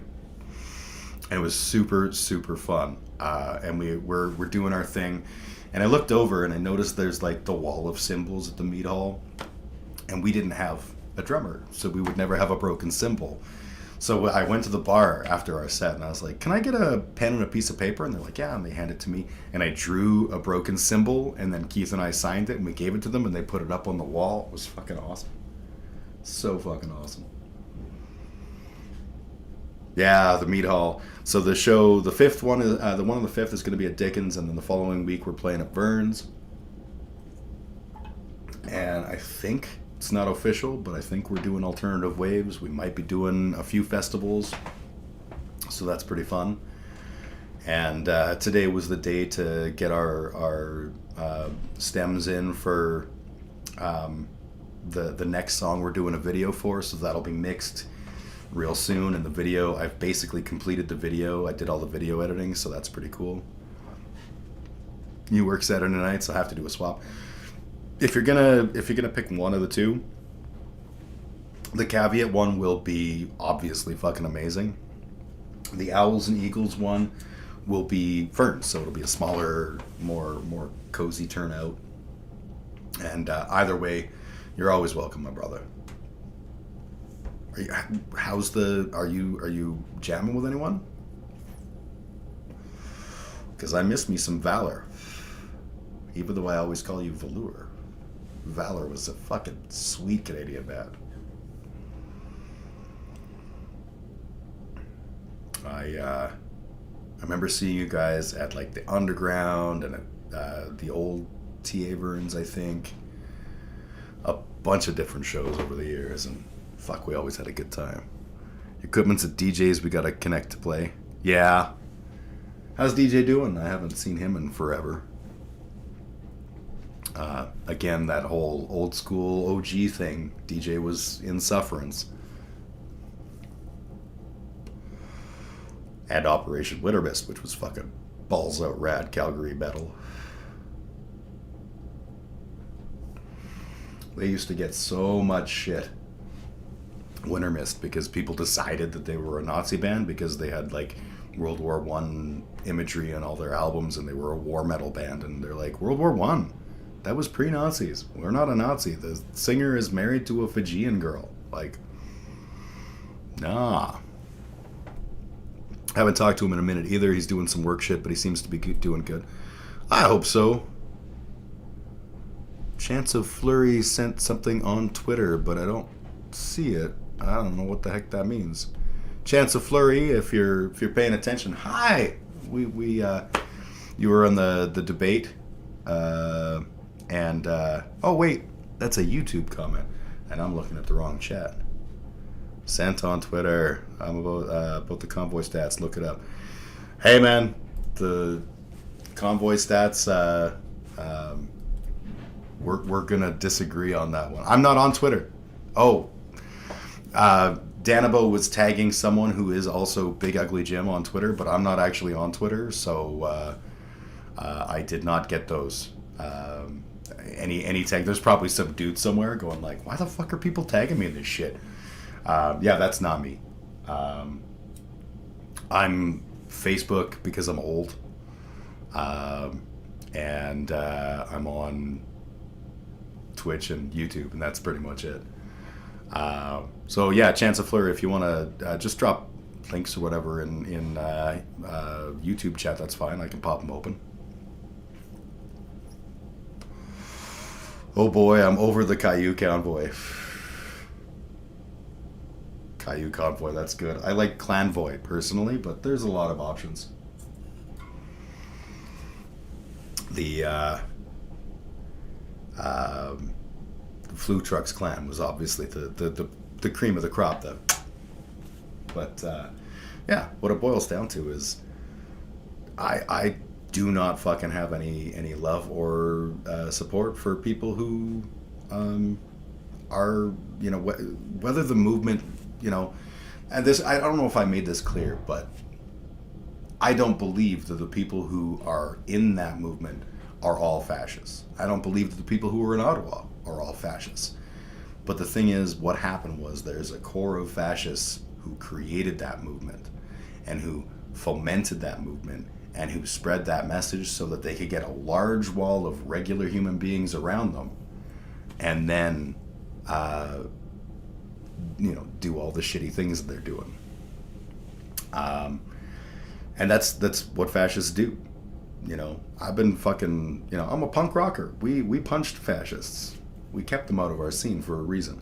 We know their tactics, and nothing's changed.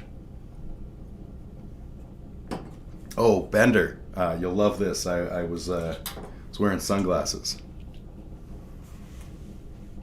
It was pretty cool.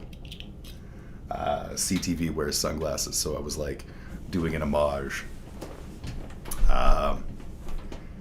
Yeah, all things considered, I feel like I didn't win the debate. I don't know if you can win a debate, but I feel like it did a good job of like standing to my guns and putting myself forward and being like, this is what I believe, motherfuckers.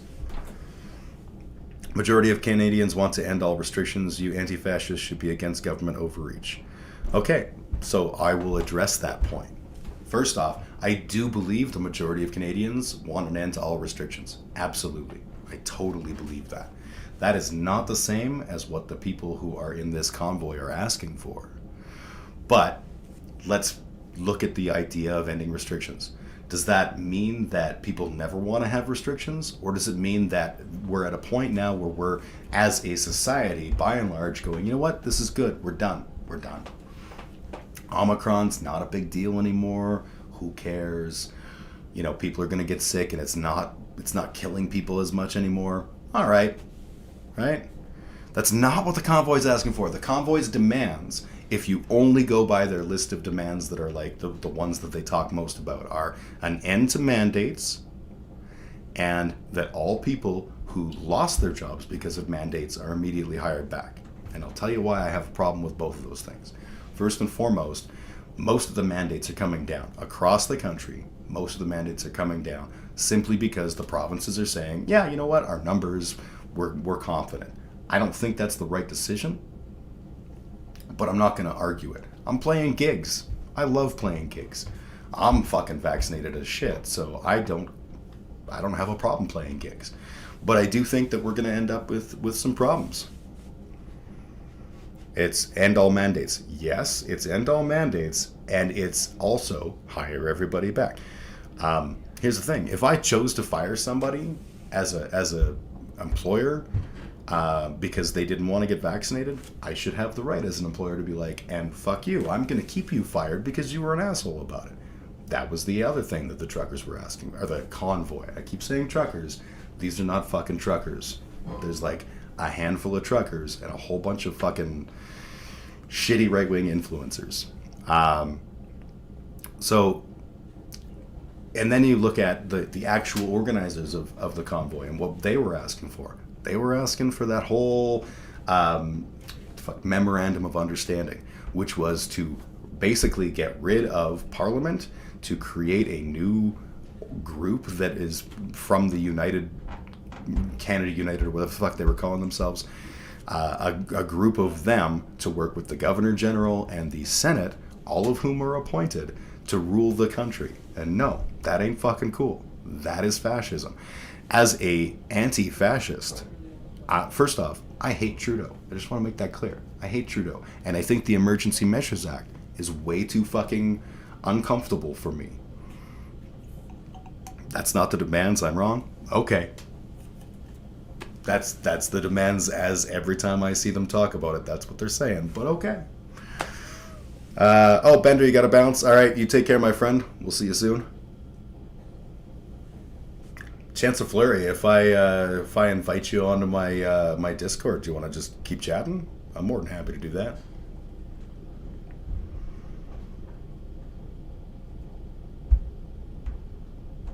Either way, ending mandates is only one part of what they're talking about. Hiring people back, that was the second part. And then there's all the stuff that they aren't really publicizing, right? United We Roll was pretty clear. Whatever the fuck they're calling themselves now, Canada Unity or whatever. Like, that was the group that organized this. Yeah, then what are the demands? You said you're wrong, but didn't add any counter. I think Chancellor is saying that the only demand they had was the ending of mandates, which again, not a federal issue, provincial issue.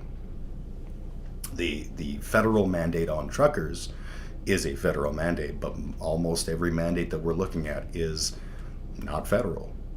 Not only that, truckers already have rules about when they cross the border that are outside of normal Canadian experience. So for example, if you're a trucker and you want to drive truck in the States, you have to be subject to a random drug testing.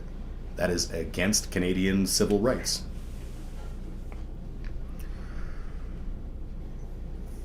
That's a thing. I worked in the drug testing industry for a while, and I know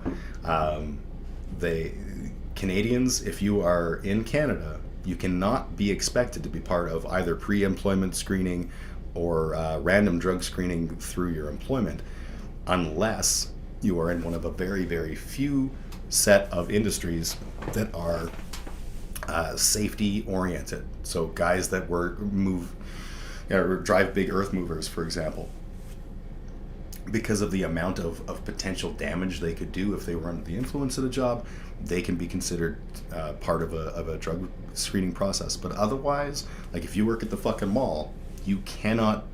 It's a violation of your Canadian civil rights, and I support the shit out of that. Do I need more wine? Probably. If there's going to be an impromptu debate, I'm here for the debate. I don't know if you do. We'll see.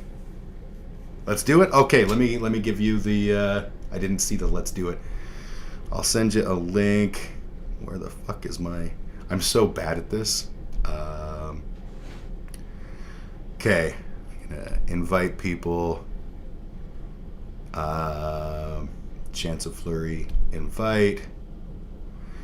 So I've sent you an invite via Discord for the Unrelenting Yammerings. And if you join, I think I have to like grant you various permissions and stuff.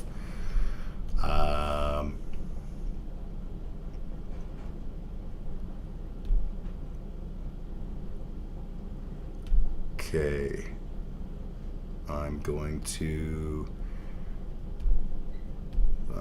dumb things. Hang on one sec. I'm trying to figure shit out. Use my OBS virtual camera, which is not running in OBS. Start virtual camera. The Splonker. Okay.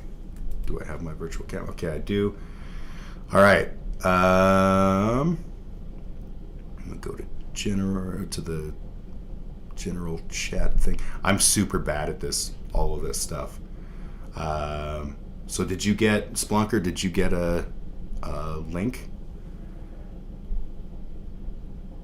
Love to see your counter opinions. Also, if you're better at this and you just want to invite me to your channel, that works too. I'm good either way. It doesn't matter. I'm just like open to whatever. I like chat. I like conversation. Oh, you know what I can probably do is I can probably go to this thread that we were in for the debate and scroll all the way up to where I can see your name. And if I click on that, I should be able to do nothing. That's probably lame. Okay, I'm going to shit. Oh, I see Splonker. Join the call.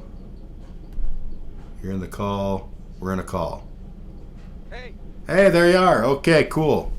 All right, I'm doing good, man. That was fun. How about yourself? I had fun too. You want me to put the cam on? Or? If you want, it's entirely up to you, right? I mean, like I'm beautiful all the time, so. If you don't have like a setup where if your audience isn't gonna see me anyways, I don't need to. But... I don't really have an audience. I got like a couple of friends in chat. My channel doesn't have. That's why we went. Well, it's not why, but yeah, we're going on these channels trying to get an audience. So I saw that you were live. You were related to Hippy Dippy, and so I wanted to see what you saying it. I wanted to keep the debate going. Yeah, I had a good time. I'm more than happy to keep chatting. If you want to, like I'm sure we can figure out how to do video. I see my virtual webcam is backwards, so all the text is backwards. But that's kind of Oh, okay. Well, give me a second. I'll Yeah, turn yeah. my light on and I'll turn my camera on. It's very easy. I'll turn my camera on. Give me a second. Sure.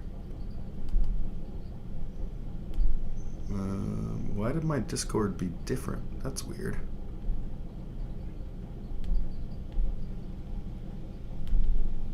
Okay.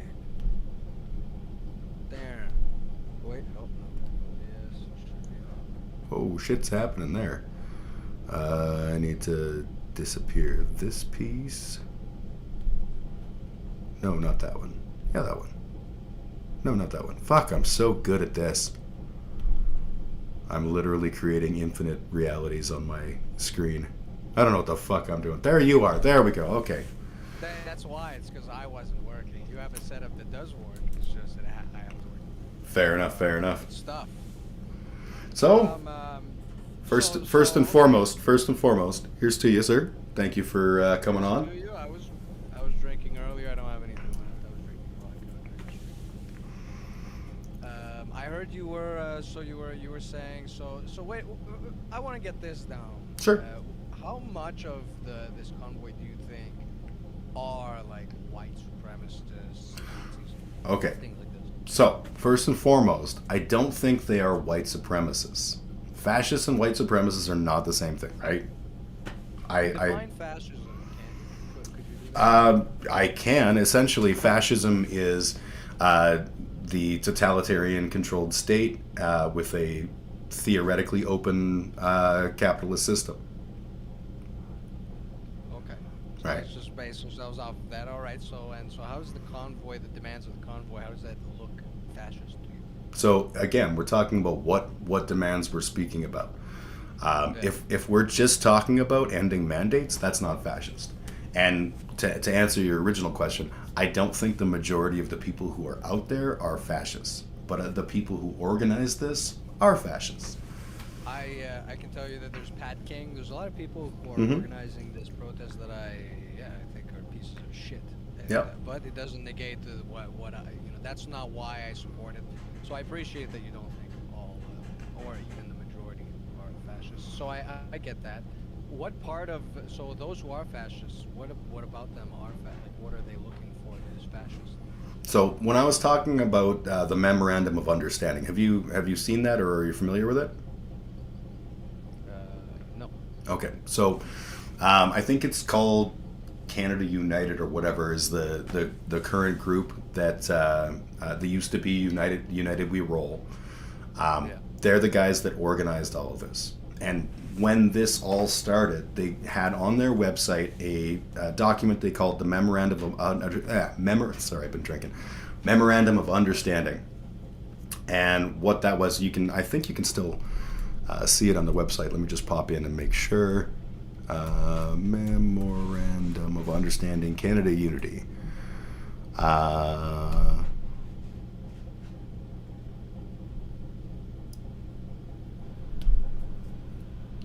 So they now have up, it says, it's come to the attention of Canada Unity that the Memorandum of Understanding does not reflect the spirit and intent of the Freedom Convoy movement. We represent I saw that. Yeah. So the original Memorandum of Understanding was a very, very key thing to what started all of this. And it was about essentially removing the powers of Parliament and creating a coalition within Canada Unity to work with the Governor General and the Senate to make decisions henceforth. That is a small group of people with very far-right ideas trying very ineffectively to seize power away from the democratic process and implement themselves as God Kings. I mean, like... Sure, but we have also I can show you also another letter from Tamara Benjamin Ditcher. How Yeah. to pronounce it. That demand where my demand what I said is true as well. where those demands are simply to repeal the mandates, repeal the Absolutely. contact tracing programs, ma- government mandated. I'm not even against businesses privately doing this on their own volition. Don't give a fuck about that. But those are separate demands. I think that so there are two lists of demands. What makes you think that the one you presented to me, which I can send you mine, could you send me yours? Can I send you the original memorandum of understanding? Is that what you're Yeah, asking? I can see. I'm not sure because they had taken it down. That's what that. that's the thing, right? But let me see if I That's can fine. find it. Can't find it. I'll send. I mean, I can send you mine. This is also just a letter. It's just a letter with their names underneath. I mean, and Yeah, yeah, but if you don't need, I don't need, we don't even need to go through that. I believe yours and you believe mine. yeah, What yeah. makes you think? What makes you think that your letter is more representative, more indicative of again a larger percentage of who these people are? And again, I'm not saying that's the case. My heartfelt opinion on the subject is this: I believe that the people who are out there who are passionate about ending mandates and stuff, I don't think a lot of them are bad people. Some of them absolutely are. The Pat Kings Yeah. and the Tamara Liches and the whatever the other guy, isn't it the guy that started Diagolon, if I'm not mistaken? Tamara Lich. How familiar are you with Tamara Lich? Lich, I think isn't she the one that just got like arrested? Yeah, I'm not, but I'm not, I'm not familiar with what they do or anything like that. Again, these aren't things. I'm sure there are bad people, and the larger the group becomes, the more bad people will come into it. But I mean, everybody wants freedom and deserves freedom. Um, but can I ask yeah, you? no, Can I ask a I'm question? not. Yes. Can I ask a question about that? Um, what if you're a trucker and what you're being told is if you want a truck, you want to drive your truck, you can. And if you want to drive your truck all across the nation, you can. And if you want to drive your truck into the States, you have to be vaccinated because you're doing international travel. What part of that is opposed to your freedom? Well, I think again you're missing the point. Is that we've there we keep on inching little by little. You remember when it was 2 weeks till flatten the curve? You remember that, right? Yeah, but the people that we're talking about, Tamara Lich and Pat King, didn't stay home. Like, The curve only flattens if talking about people. this, but no, leave them out of this because we've all disagreed with that. How about me? Why them other than me? Okay, well, let me ask you a question related to that. Do you think 2 weeks? Vaccinated. What's that? I'm not vaccinated. Okay, and that's your total prerogative, right? I don't think that you're a criminal or that you're deserving of any kind of negative, like aside from the natural repercussions of that decision. Like, okay, but 2 weeks to flatten the curve. Did the curve flatten? No. Yeah, it did. Yeah, if you bring up any place where they said 2 weeks to flatten the curve, their curve, they were going up and then it eased down and went back down. It wasn't 2 weeks to eradicate COVID. Oh, It so was you're saying then that you're saying that they were lying to us anyway? no, not at all. Yeah. No one Either said. way, No one said 2 weeks 2 weeks to, to flatten the curve. Then we're going back to normal. and we did. And when we went back to normal, No, we didn't. as much as like there was That's certain. comedic for you to say that. I don't know what Do you run a business, by the way? do I run a business? No, but I work. So people, yeah, you work. Yeah. People who run business, I know people. I have family members who run businesses, and they would actually they'd piss on your face for what you just said. Okay. It's ridiculous for you. Oh, you worked, yeah, of course. You had employers that were forced to keep you employed. You know, you had people who worked at grocery stores that, you had government programs that upped their pays and whatnot. You were doing good. But business owners, I know business owners that because of the restrictions and especially business owners that were starting up, small business owners that were just starting up, they had no comparison of what profitable year is from last year, because last year they didn't they weren't in business. They just started a business, all Yeah. these people, and now they've completely been thrown out of the economy because of these restrictions that everybody can impose upon their own businesses on other patrons.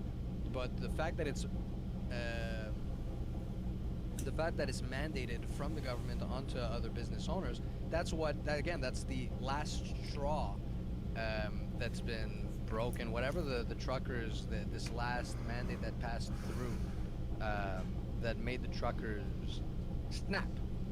That's what it is. It's not just one thing. You're asking, why is that one thing so bad? I know. It's just they can go through each province, but it's this international traveling from one border to the other.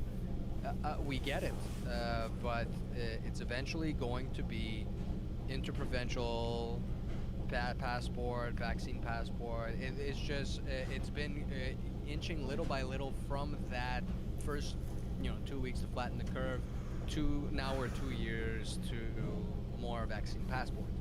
We're just tired of it. It's just the last straw, is what I'm saying. It's not due to one thing. It's just there again. The requirement is ending all requirements for everyone. It has nothing to do with the truckers. The demands have nothing to do with the truckers. It has to do with everyone in Canada. No, I don't disagree It's that the people are tired. Absolutely, and the example that you brought up about people who lost businesses and stuff, like that's super valid. I don't want to pretend like, oh no, that didn't happen. The thing is that in my socialist utopia, what would have happened is our government would have actually stepped in to take care of people. We got served for frontline Well, they workers and tried. stuff. They claimed that that's what they were doing, and they kept doing the wrong thing, and I think it's because they were bought out by certain large large groups. But really, if you want, again, that's fine, but that can also happen at a local level without government, without the use of force. Is all I'm saying. Is without the use of force, and I the use don't of force was what was used throughout this whole pandemic, and is what we oppose. I don't see where forces come in. Coercion, I would give you coercion, but force, I find. Restaurants, for example, restaurants who don't believe in enforcing any of these vaccine mandates, or bars and whatnot, are forced to do so in certain Okay, provinces. I'll Now give you again, that. I'll give you that. and so that's again, I'm looking less at the individual level and looking at the business owners, and that's where the Yep. infringement of the rights and the choices comes from. Now, also, a lot of these things that I'll be mentioning or that I'll be against will be provincial, and that's where the protests should be directed. But yeah, there are, and that's where I think again the demands that have been brought, the demands I brought up. You have a valid point when it comes to the initial demands from I don't remember the organization. Canada Unity. Yes, that's valid. Fine. Okay. So those and we can talk about that. But the initial demands has to do with everything in terms of Canada, and that has to do with the restaurants as well. They want everything to end. It was a last straw. It's not. I feel like debating the last straw, that actual last straw that broke, that led to this, debating whether or not that's, what was it? It was the trucker rule where again they have to be vaccinated to cross the borders. Okay, fine, I get it, because I'm against it, but then we also have to abide by the U.S.'s standards, and if Hmm. they're gonna implement that rule as well, then we're fucked. I'm Yeah. opposed to both sides implementing that rule, but again, I think the real protest is they're leading charge. Um, they're leading the way to they're leading charge of a protest. A lot of bad people. A lot of protest that is representing everything that has to do with mandatory, just mandates that are enforced by the government on businesses, specifically on business, because I don't care if you're a business and you own your property and whatnot, and then you you know through your ownage of that property, then you implement your own vaccine mandate policy in order to enter your establishment. That makes sense. Fine. I may disagree, and then we may protest, and maybe we may vote with our dollar. But other than that, I'm against the government and enforcing these things. And I don't disagree in that regard. What I will say is this: as a libertarian socialist, and in that I do believe in small government, I do believe in the power going to the people. Um, the reality is the situation that we're in is not a libertarian socialist world. We're in a situation where we have a global pandemic, and the government in this situation needs to decide where's the line. And we have to protect the healthcare system. We have to protect the elderly and the people who are immunocompromised. I play in 3 bands, and 2 of those bands have immunocompromised drummers. And so They should get vaccinated. they're very vaccinated. Um, Good. but that doesn't mean that they're, like we all know, the vaccine isn't a bulletproof vest. Or more accurately, it's a bulletproof vest, but you still have a head, right? Yeah, Um, exactly. Okay. yeah, I'm no fool when it comes to like, oh yeah, if you get a vaccine, you're just gonna be forever COVID free. Like that's not the way shit works. And hang on one sec. To me, I hate the idea of mandates, and I said this on the debate. If this was a mandate for the flu shot or for a rabies shot or for a tetanus shot or something, I'd be 100% opposed. The government is in a position where it has a necessity to look after the safety of the population, and I agree with you.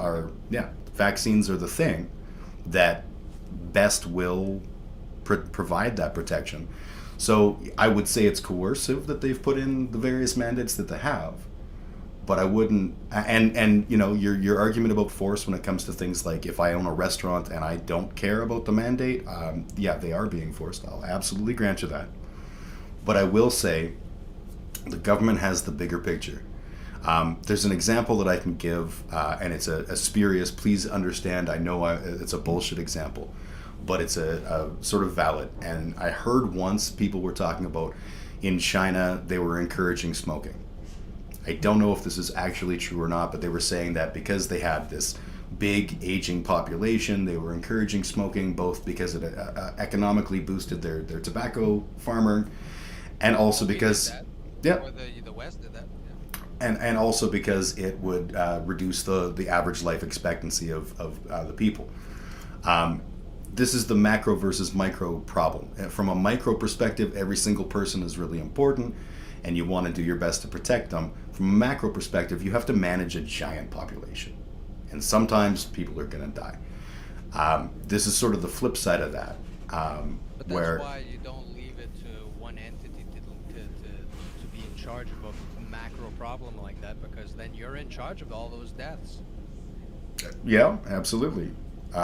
Instead of And leaving things to their own volition, and then if deaths occur, they happen, but also people protect themselves. Like you're arguing on through the stance of wanting to protect one another. Well, we're all like that.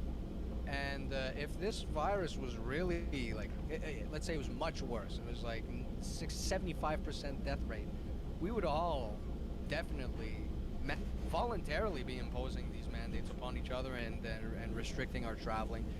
We don't need mandates to tell us what to do, and that's all there is to it. Again, is we will take care of ourselves. We're creatures that want to self-sustain, and I think we're smart. And those who are, there'll be dumbasses that'll go out and not pay attention and die, and that's fine. I think there should be, restrictions. When you're sick, you should stay inside and not spread it. And you're known to be sick, you should be restricted from accessing. That's where the restriction of access should come. It's not the lack of vaccination, is your positivity to the said virus. So, like we said, that you can get the COVID even if you're vaccinated, but is a vaccinated person who is positive for COVID less dangerous than an unvaccinated person who's negative for COVID? No. that person is more dangerous. A vaccinated person who is positive for COVID is more dangerous than an unvaccinated who doesn't have COVID. So you have to. I'm fine with, especially restricting access to areas where we know that there's that someone's infectious of any disease. I think that's also how we've been behaving before COVID. But I think if you like, the only way to do that would be to essentially, so using the example of a restaurant, it would be part of your process of entering the restaurant to take a COVID test. You can, if the business owner is that worried about it, he can do that. But usually, if they're, if you have symptoms, runny nose or whatever, the business, sometimes the owner will say, maybe don't come in. When we come into work, I've come into work, I've seen people come into work sick, and they're told, go, no, don't come in here, you're spreading some germs.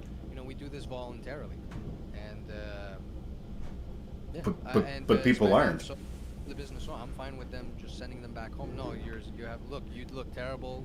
People, I've been turned around because I wasn't dressed properly because they have a dress code. Right? Yeah. It's up to you. Yeah, but how do you know someone has COVID? You don't. But it's up to you. You can have tests. You know, you can test. I don't think people, would. If it's that serious, people will either close up shop. They'll set up. And I'm for more of, again, a communal voluntary system. Maybe we set up some kind of communal system where we where we bank up some funds in case a pandemic like this happens, and then if we need to close up shop, we can take from those funds and just fund our lives there and buy our food. We instead of the government needing to pay for us to shut down, we can either do that if it's that serious. But right now, I don't think it's that serious. It's not serious enough so that people need to close shop. So if they want to have testing, and that's where the government comes in. If you need government, it comes in. It is important. The vaccines are important. The government needs to be there so that the vaccines are accessible for everyone and anyone who wants them, and then some, and especially internationally. I don't want to force it on anyone, but if you do want one, it's easily accessible and you should be able to have it. And then internationally, that goes for that as well. I don't want to be forced a vaccine that I don't want when I know Africa has not hit their targets for their vaccination. They still are very low when it comes to their vaccination rate. They haven't hit their target. Send my shit over there. There seems to be, again, this the link towards it all has to do with profit. Why are you aiming the most profitable countries, the countries that can actually bring you the money to pay for all this stuff? Don't mandate it to me. I've lost my train of thought, but That's fair. yes. What I would counter on that is, I remember seeing a little while ago a little thing on the news, the little bottom, the ticker thing, and it said, Africa to hit COVID vaccination targets, and I was like, yay! And then I kept reading, and it was like in 2027. I was like, what the fuck? I totally agree that the fact that COVID vaccines are not readily accessible to most countries, any country that doesn't have the buying power of the US and Canada, that's fucking criminal. And we would be having a completely different conversation if the world was doing better and the world had a strong vaccination. To me, it doesn't offend me that you've chosen not to be vaccinated. That's entirely your choice. I 100% that's on you. But what it boils down to is we're not through this yet. This was a serious strain on our healthcare system, and it may very well be again. You made the comment in the debate about our healthcare system's been fucked for a long time. Alberta's healthcare system has been absolutely fucked, and it's been fucked by conservative after conservative after conservative, stripping funding away from the healthcare sector. Sure. And I'm no conservative. Yep. And I don't know your politics, so I'm not like take that conservative. Well, you're Uh, right. to me, it's So why are we blaming it on like have you noticed, let's be honest, right? You've noticed that there are articles right now that's like they're blaming COVID for this now. Now all of a sudden this year we have overburdened hospitals and short like COVID now because it's part of our lives. It's definitely it's part of the equation. That's definitely true. But isn't it dishonest to not mention like they never do that it's always been an issue? Like well, I it's think not that something that we can only point to COVID and say that this is why we have these issues. I 100% agree that this has been a bigger problem for a longer time. Waiting list or wait times mean people die, and that's been a Yeah. reality long before COVID. However, Misdiagnoses, yep, things like that. totally. This has been jacked up because of COVID and the lockdowns and Yep. all this stuff. But the other thing is that COVID, because of the sheer quantity of people requiring medical attention and in some cases very serious medical attention, has put a far greater strain on the medical system than has been in the past. So yeah, one of the things as a vicious lefty prick that I want to make sure we do is actually fund our healthcare system and make sure that not that it's able to withstand a pandemic at all times, because that's just not a reasonable use of money, but to make sure that at the good times people aren't dying for a wait list, and at the bad times we're doing everything we can to get through with as little problems as possible. I don't give a shit that somebody's elective surgery, like, oh no, I didn't get my boobs done. Okay, then that sucks. This is a pandemic. There's a bigger issue than that. But when there's people who are, like MRIs that are being delayed because um, there's just so much demand on the healthcare system, like that isn't good for the country. That isn't good for anybody. No, I agree. I think we're on the same page there. Yeah. And well, okay. Well, again, I think. Let me just say it. I think most of the people. I think we're having a good conversation here. I think most of the people in the convoy and that are protesting against the mandates and whatnot. Again, I can send you this article on Discord here that I was talking about. I think the majority of people want an end to all mandates, and if we want to take the initial demands that were initially listed, maybe you're right that that there are some additional demands that haven't been met, and those we can talk about. I mean, I'm all like, I'm all for Trudeau resigning and stuff. These are all things I'm all for, but I mean, I know demanding that and we're not leaving until this happens, kind of that message. So, but there's this other side to it. I think all it is, the actual demands, I think the majority of the people in the convoy are asking for is just the end of all mandates, government-imposed mandates, the contact tracing. Did you want that article that it just says 58% of, I think it's 58% of I people? 100%. I will take your word for the 58%. If I'm not mistaken, what you're saying is 58% of Canadians are saying that they want an end to COVID restrictions. All restrictions. Yeah, yeah. And it's 54. 54. Okay, whatever the number is, I 100% do not dispute that as a number.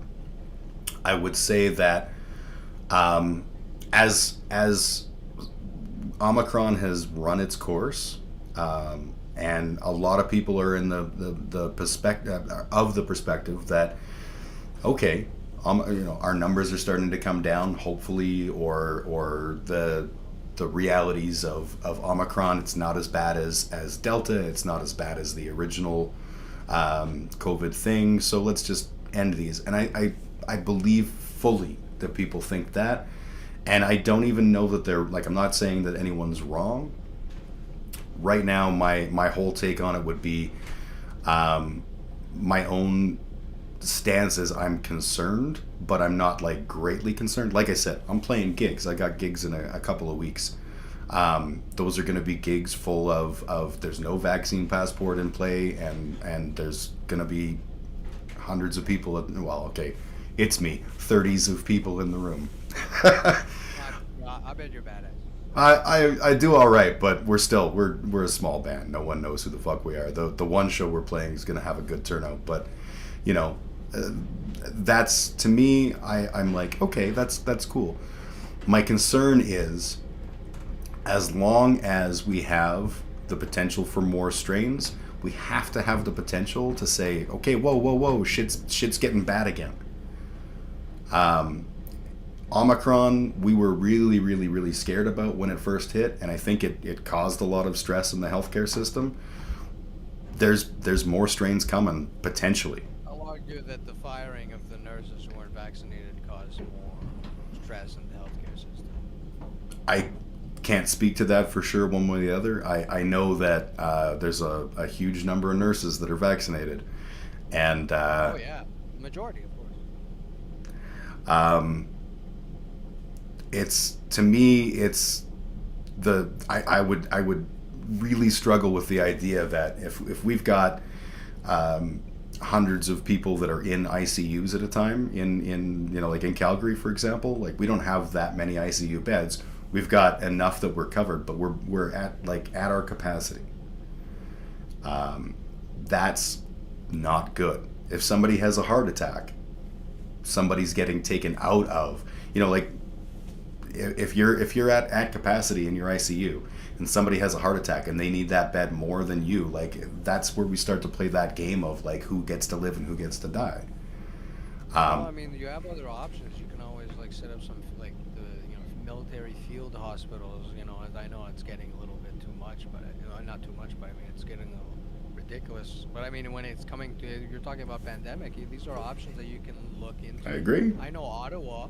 My sister lives in an area where it's in Ottawa, so I think there's a University of Ottawa. They have universities um, uh, with equipment that is used for training that they could use, that they could use um, for treating people. It's not perfect, and it's not like it's not exactly what's at the hospital. But again, we're talking about a pandemic.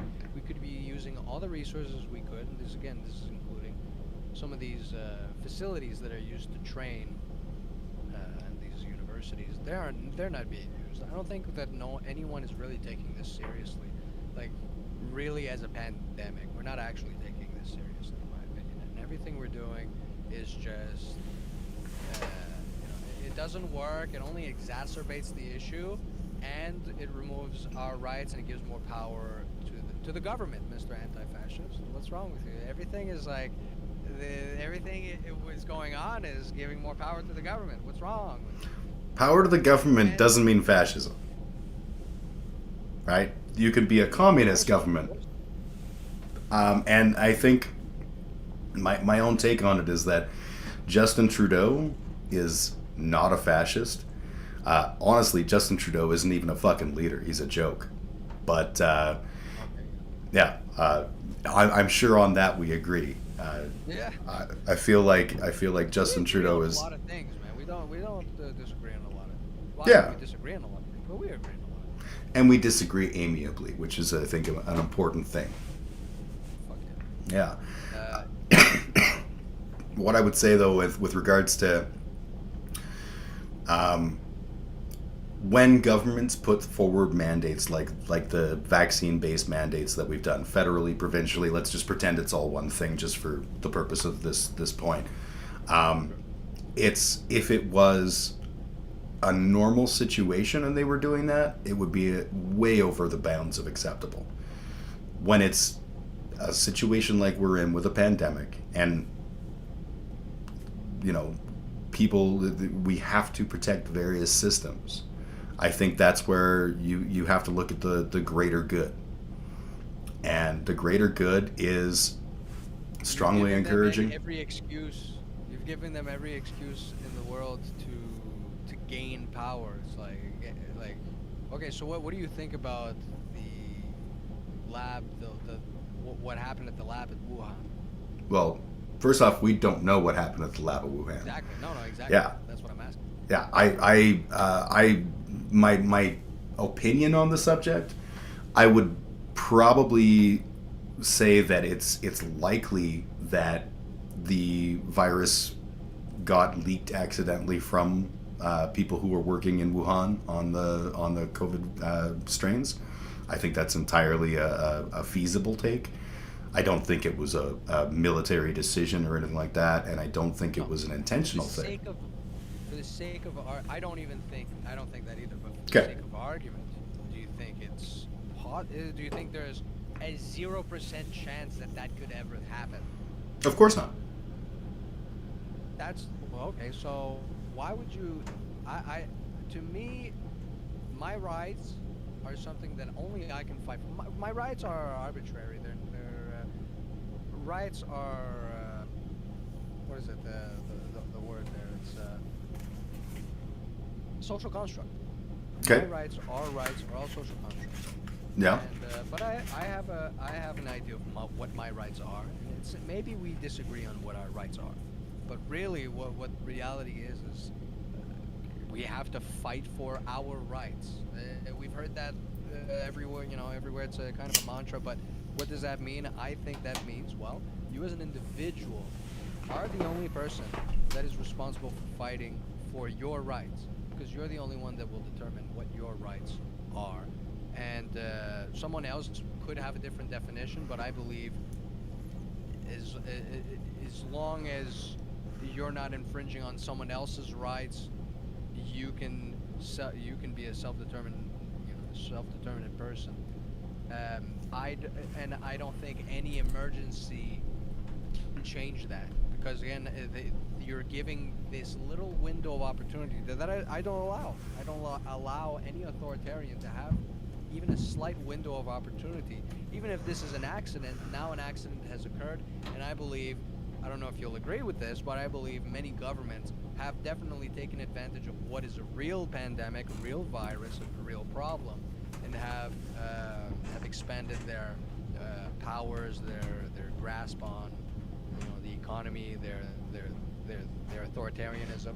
They've taken advantage of that, and I don't think no, I won't give them that inch. And that's what the protest is all about, is that we've had enough. These people have had enough.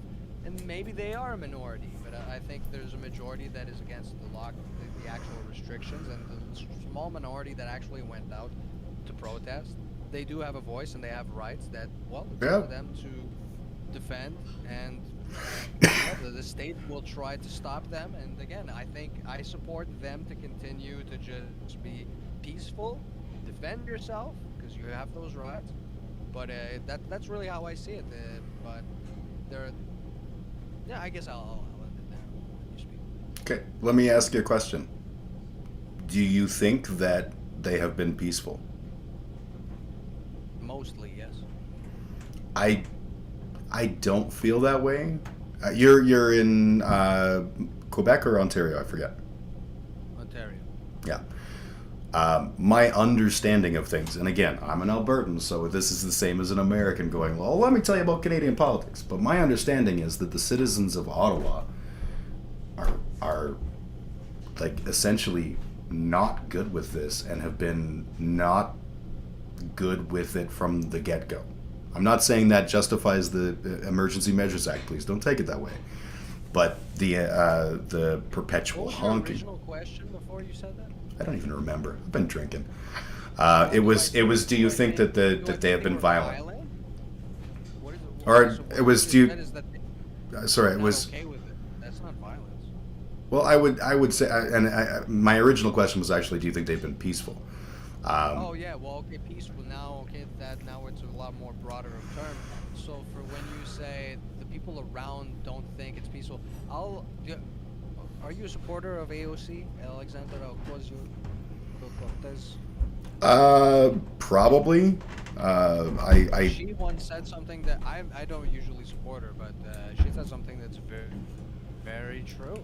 She said protests aren't supposed to make anyone comfortable. I agree. Who said protests were supposed to make you comfortable?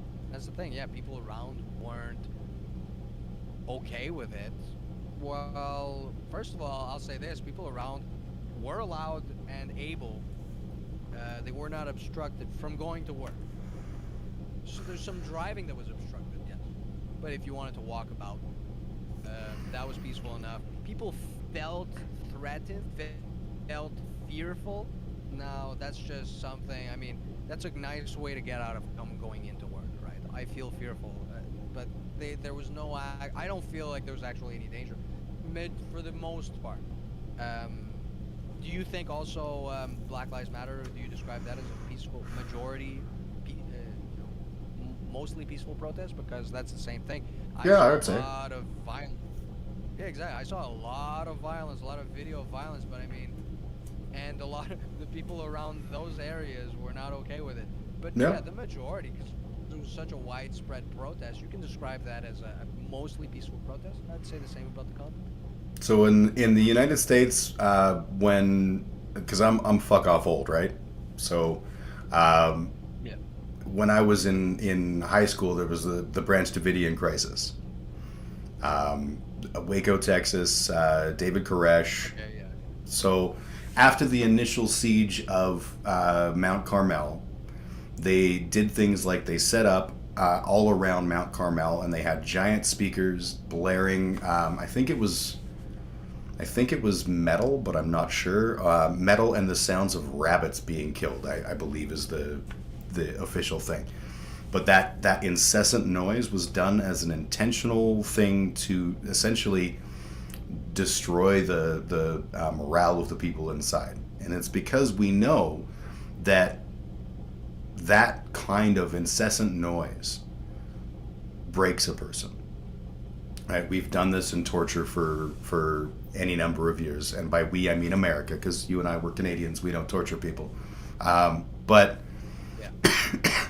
honking your horns all fucking night, and not just like car horns, but having like they had a yacht horn. They got just the sheer volume of noise on the citizens of Ottawa. From what I understand, it was unrelenting and absolutely destructive to all the people who were there. Not just like I'm uncomfortable, but I'm being fucked with hard. Well, I don't. I also don't live in Ottawa. I live full 5 hours from Ottawa. What I've heard is that that was the case, but it stopped after the 11, which is the hours of the Yeah, disturbance of the peace kind of thing. But that could be wrong. yeah. That could be just that they could have been going all night. It's just why I've heard that. Um, sure, fine. Though I don't know. I don't remember a rule that says the protests are supposed to be silent. No, there's no rule that says protesters are supposed to be silent. There's definitely rules about what is acceptable levels of volume, and I don't want to get into that because to me, that's very semantic. What I would say is that the incessant noise is a form of violence on the people of Ottawa.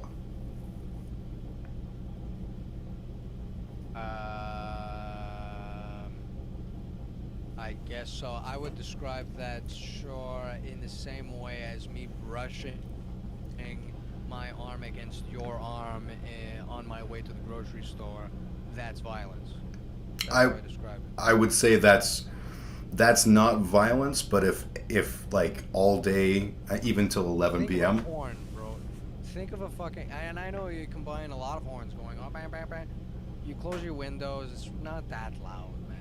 You can sleep through it. And maybe if you're really downtown, I mean, it can get loud, but it's not violent. Like really, if you want to talk about loud, you want to talk about loud to violent.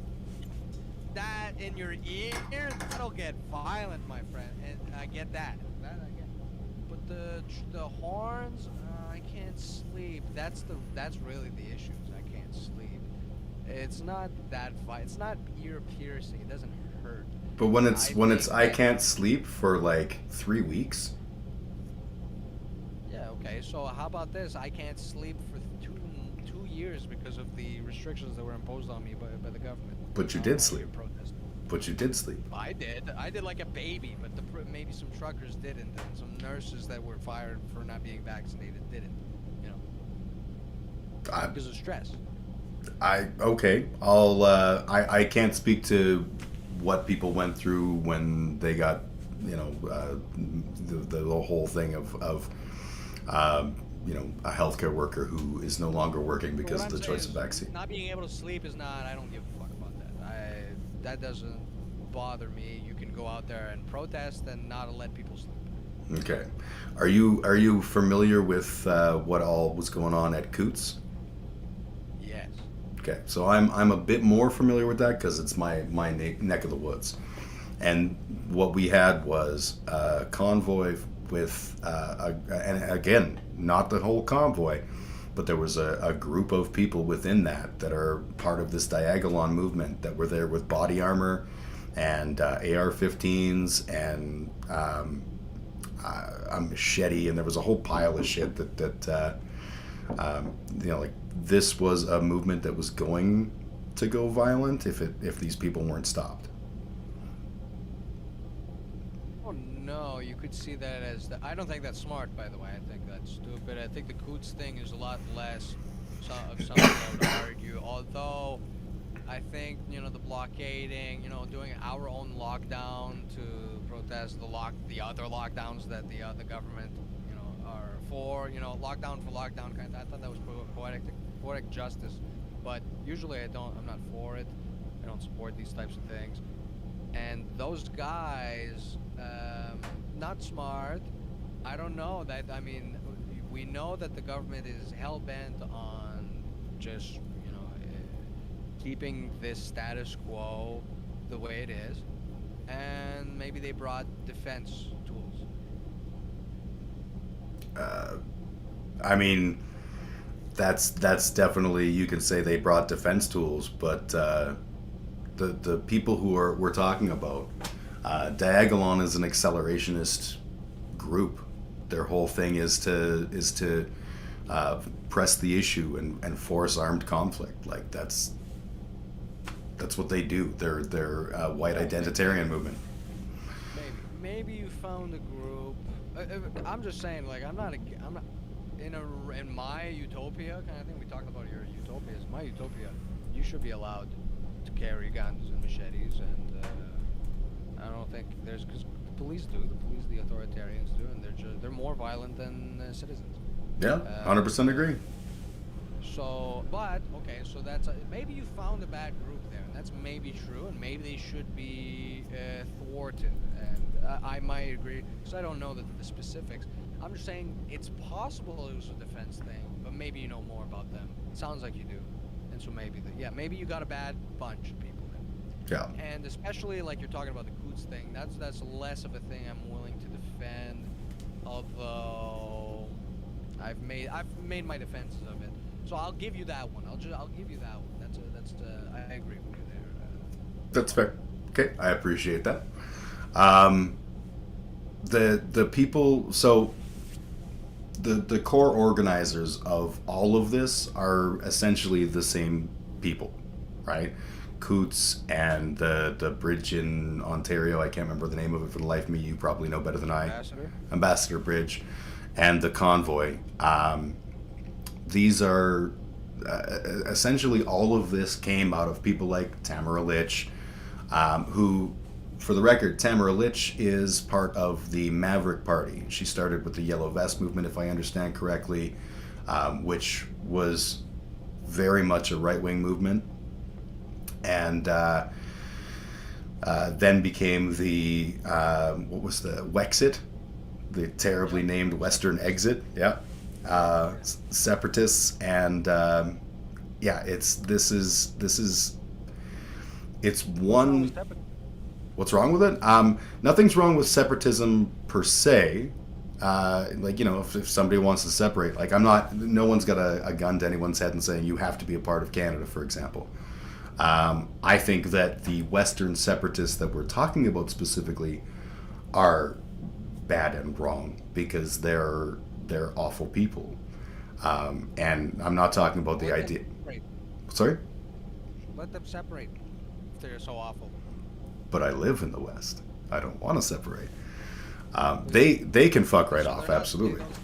So the people you live around are awful? Oh, large numbers of them, yes. But that's true everywhere, right? No matter what your political perspective, there's always going to be like a large number of people around you who don't share it and are probably varying degrees of, from, I disagree with you, to, wow, you're a piece of shit.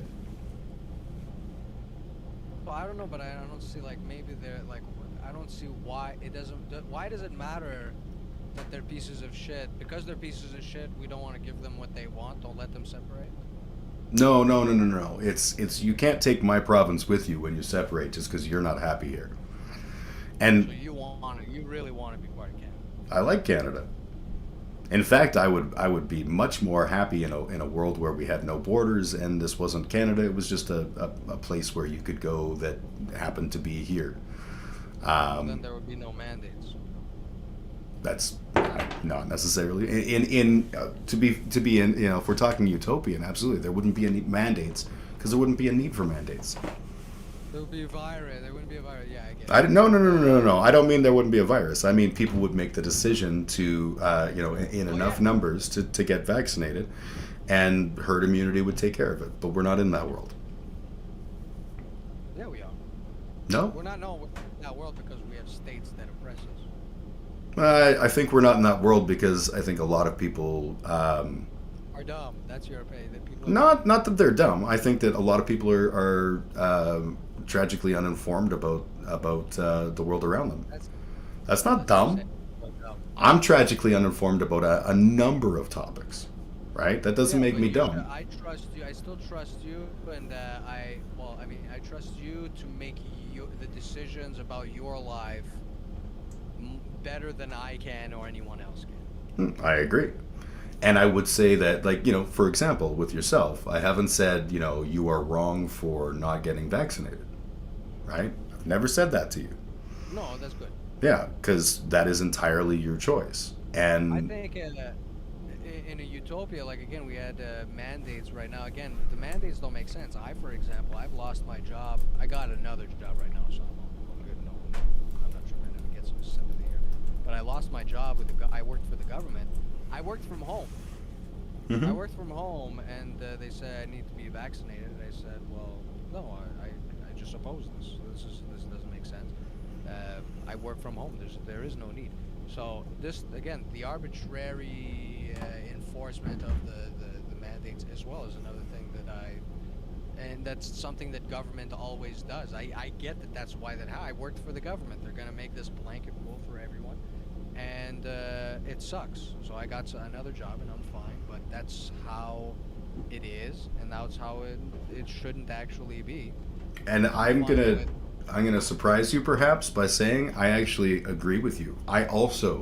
I'm a contractor, but my primary contract is a crown corporation.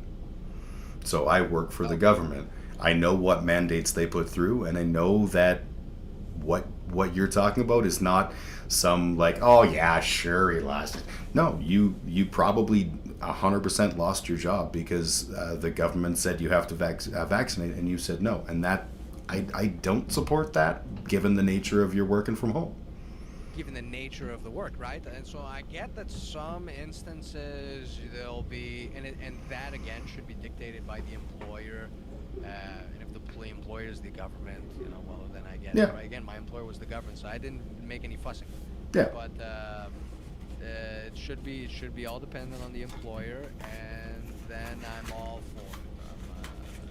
And actually, I have no issues with it.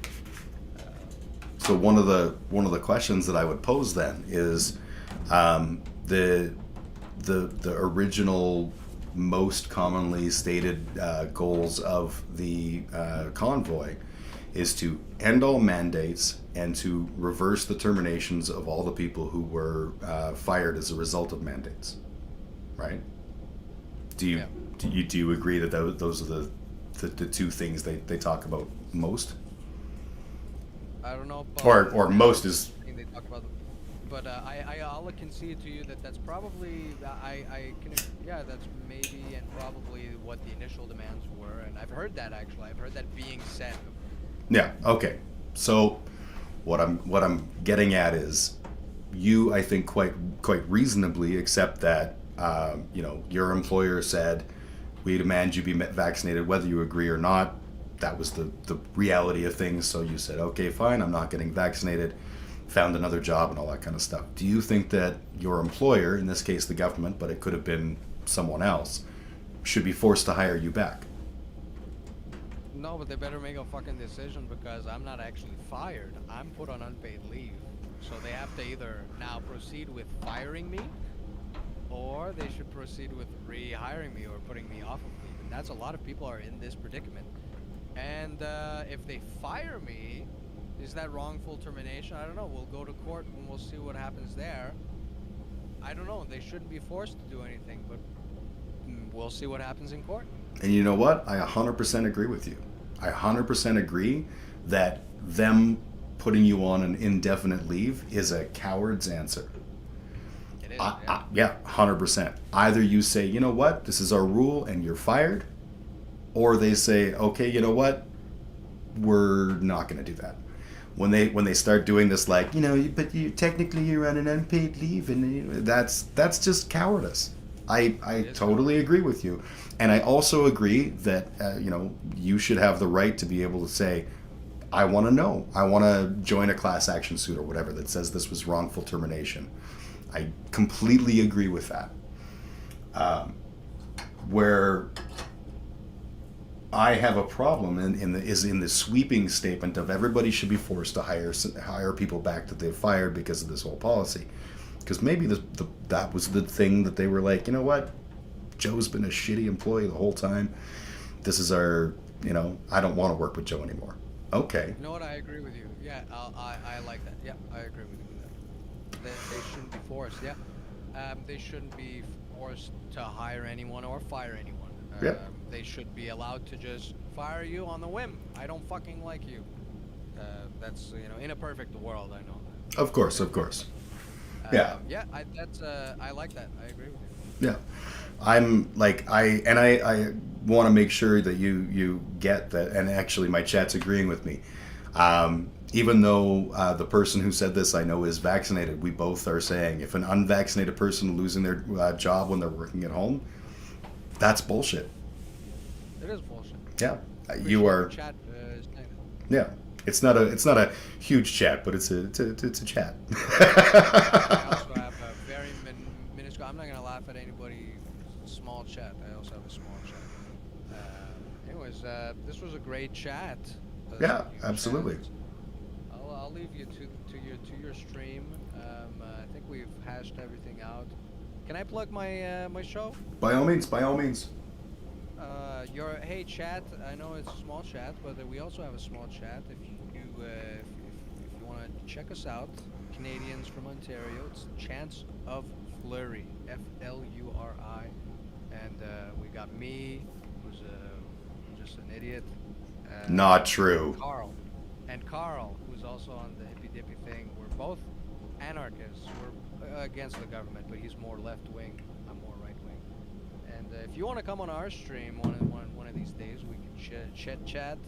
Yeah, I'd love to. You know, have our stream be introduced to you. Because this was fun. I think you're chill. Oh yeah.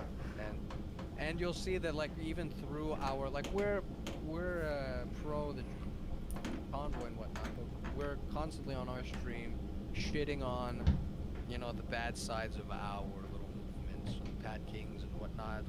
We want to shine a light on those things and make sure that we don't support these idiots. That, you know, and thank you for, you know, for having kind of a slight, for having an understanding that there are good people that support this. Oh, absolutely. I absolutely do. I know that blanket statements are never the thing, right? They're a guaranteed way to look like a fool when you're proven wrong. Thank you. I've really enjoyed the conversation, and my friend Kitty in chat says, "Hi, I'm Lex. Nice to meet you. Followed you on Twitter. We'll watch your streams. I think we agreed more than we disagree. So you're winning hearts and minds, baby." Do you give me permission to rip this video and post it on our channel? Absolutely. Do what you're gonna do. Cool, that was fun. Yeah. So yeah, thanks the chat for I don't know what you were saying, but thanks for having me, and I hope I wasn't boring you guys. Thanks. Not at all. And thank you for the debate earlier. That was a bunch of fun. It was fun. Cool. Chat. Right on, man. Ciao. All right, take care. All right, let me just make that not an infinite number of me's all creepy like. Where's my thing? There we go. All right.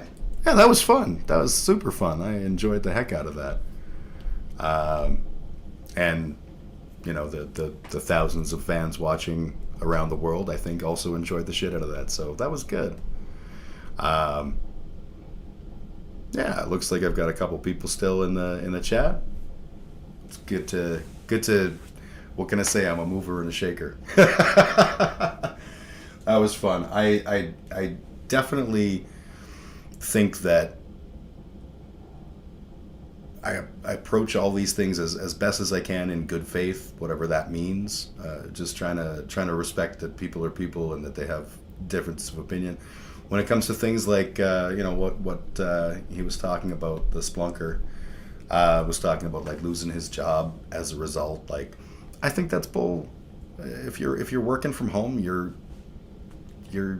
potential infections are the people you are at home with. Like, that's just a thing. And I do think that he should have the ability to say at the end of the day, was this a justified termination or not? I don't think the government, as your employer, is above and beyond that. Yeah, more of a chat than a "fuck you, you're stupid." Yeah, exactly.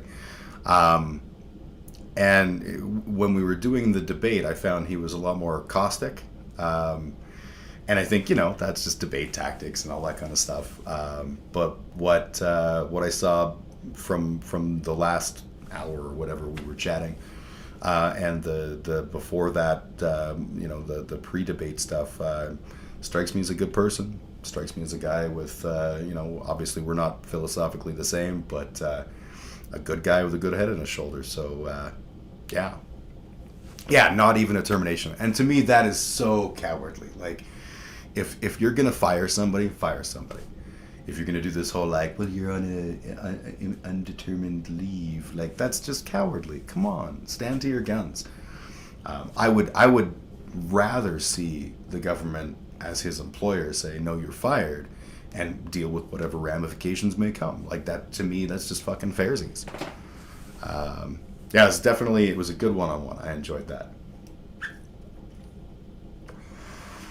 That said, I think we're approaching the point where I've talked. I think I've been talking for 5.5 hours. So should I do karaoke and call it a night? Kitty, do you want me to do some karaoke? I'll do some karaoke just for you. If you can pick a song. I'll give 1 second while I present that option. If you're like, no, I don't want to hear you sing, that's a perfectly valid answer.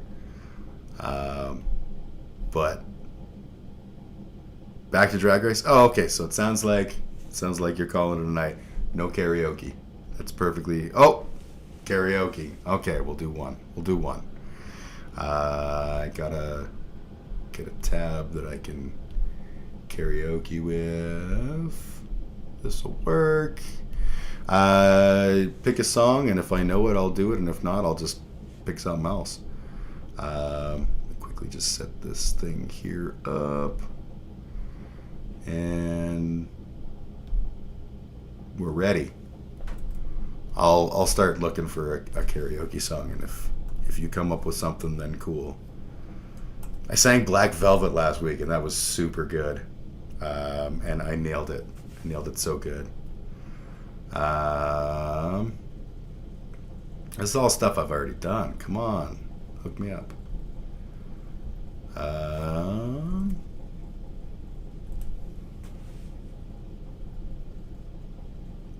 I really gotta pee too. Probably not gonna be a long karaoke song. Shit, it's not giving me a whole lot of work. Maybe I'll add punk. Karaoke punk. Let's see.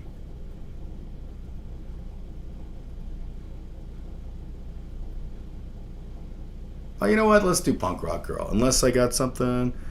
Do you know anything by RuPaul? Lol. I do not.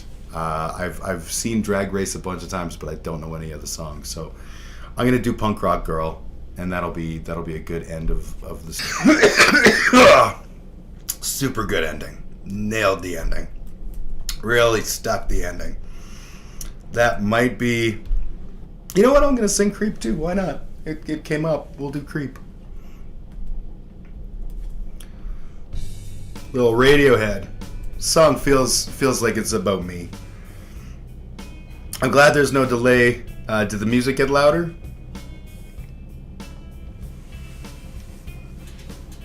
Okay. When you were here before, couldn't look you in the eye. You're just like an angel. Your skin makes me cry. You float like a feather in a beautiful world. I wish I was special. You're so fucking special. But I'm a creep. I'm a weirdo. What the hell am I doing here? I don't belong here. I don't care if it hurts. I wanna have control. I used to sing along when buddies sang this at karaoke. I want a perfect body. I want a perfect soul. I want you to notice when I'm not around. You're so fucking special. I wish I was special. But I'm a creep. I'm a weirdo. Which I am. What the hell am I doing here? I don't belong here. Oh, oh, oh. She's running out the door. Oh, wow, that's terrible. She's running out. She run, run, run, run. Oh, God. 100% weirdo. Hell yeah. Run.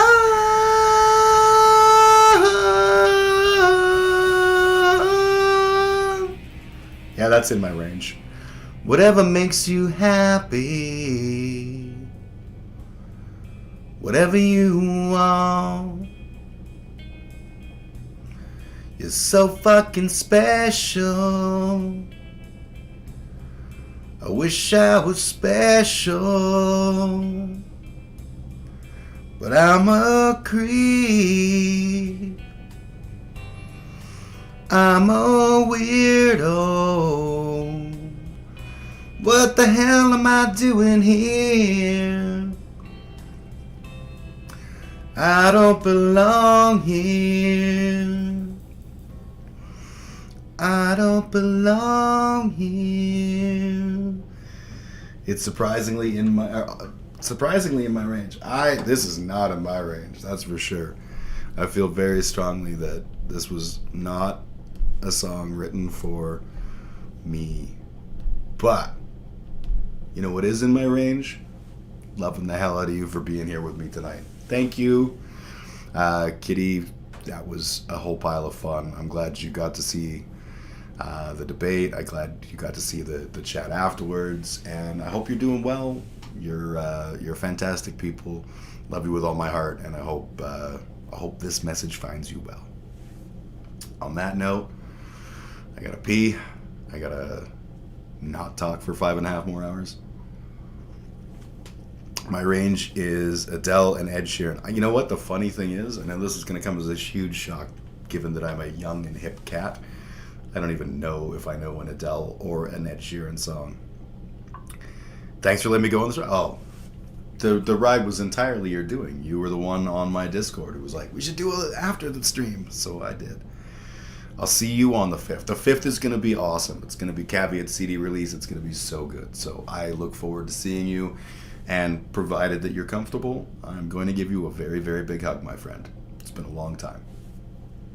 But with that, I'm up.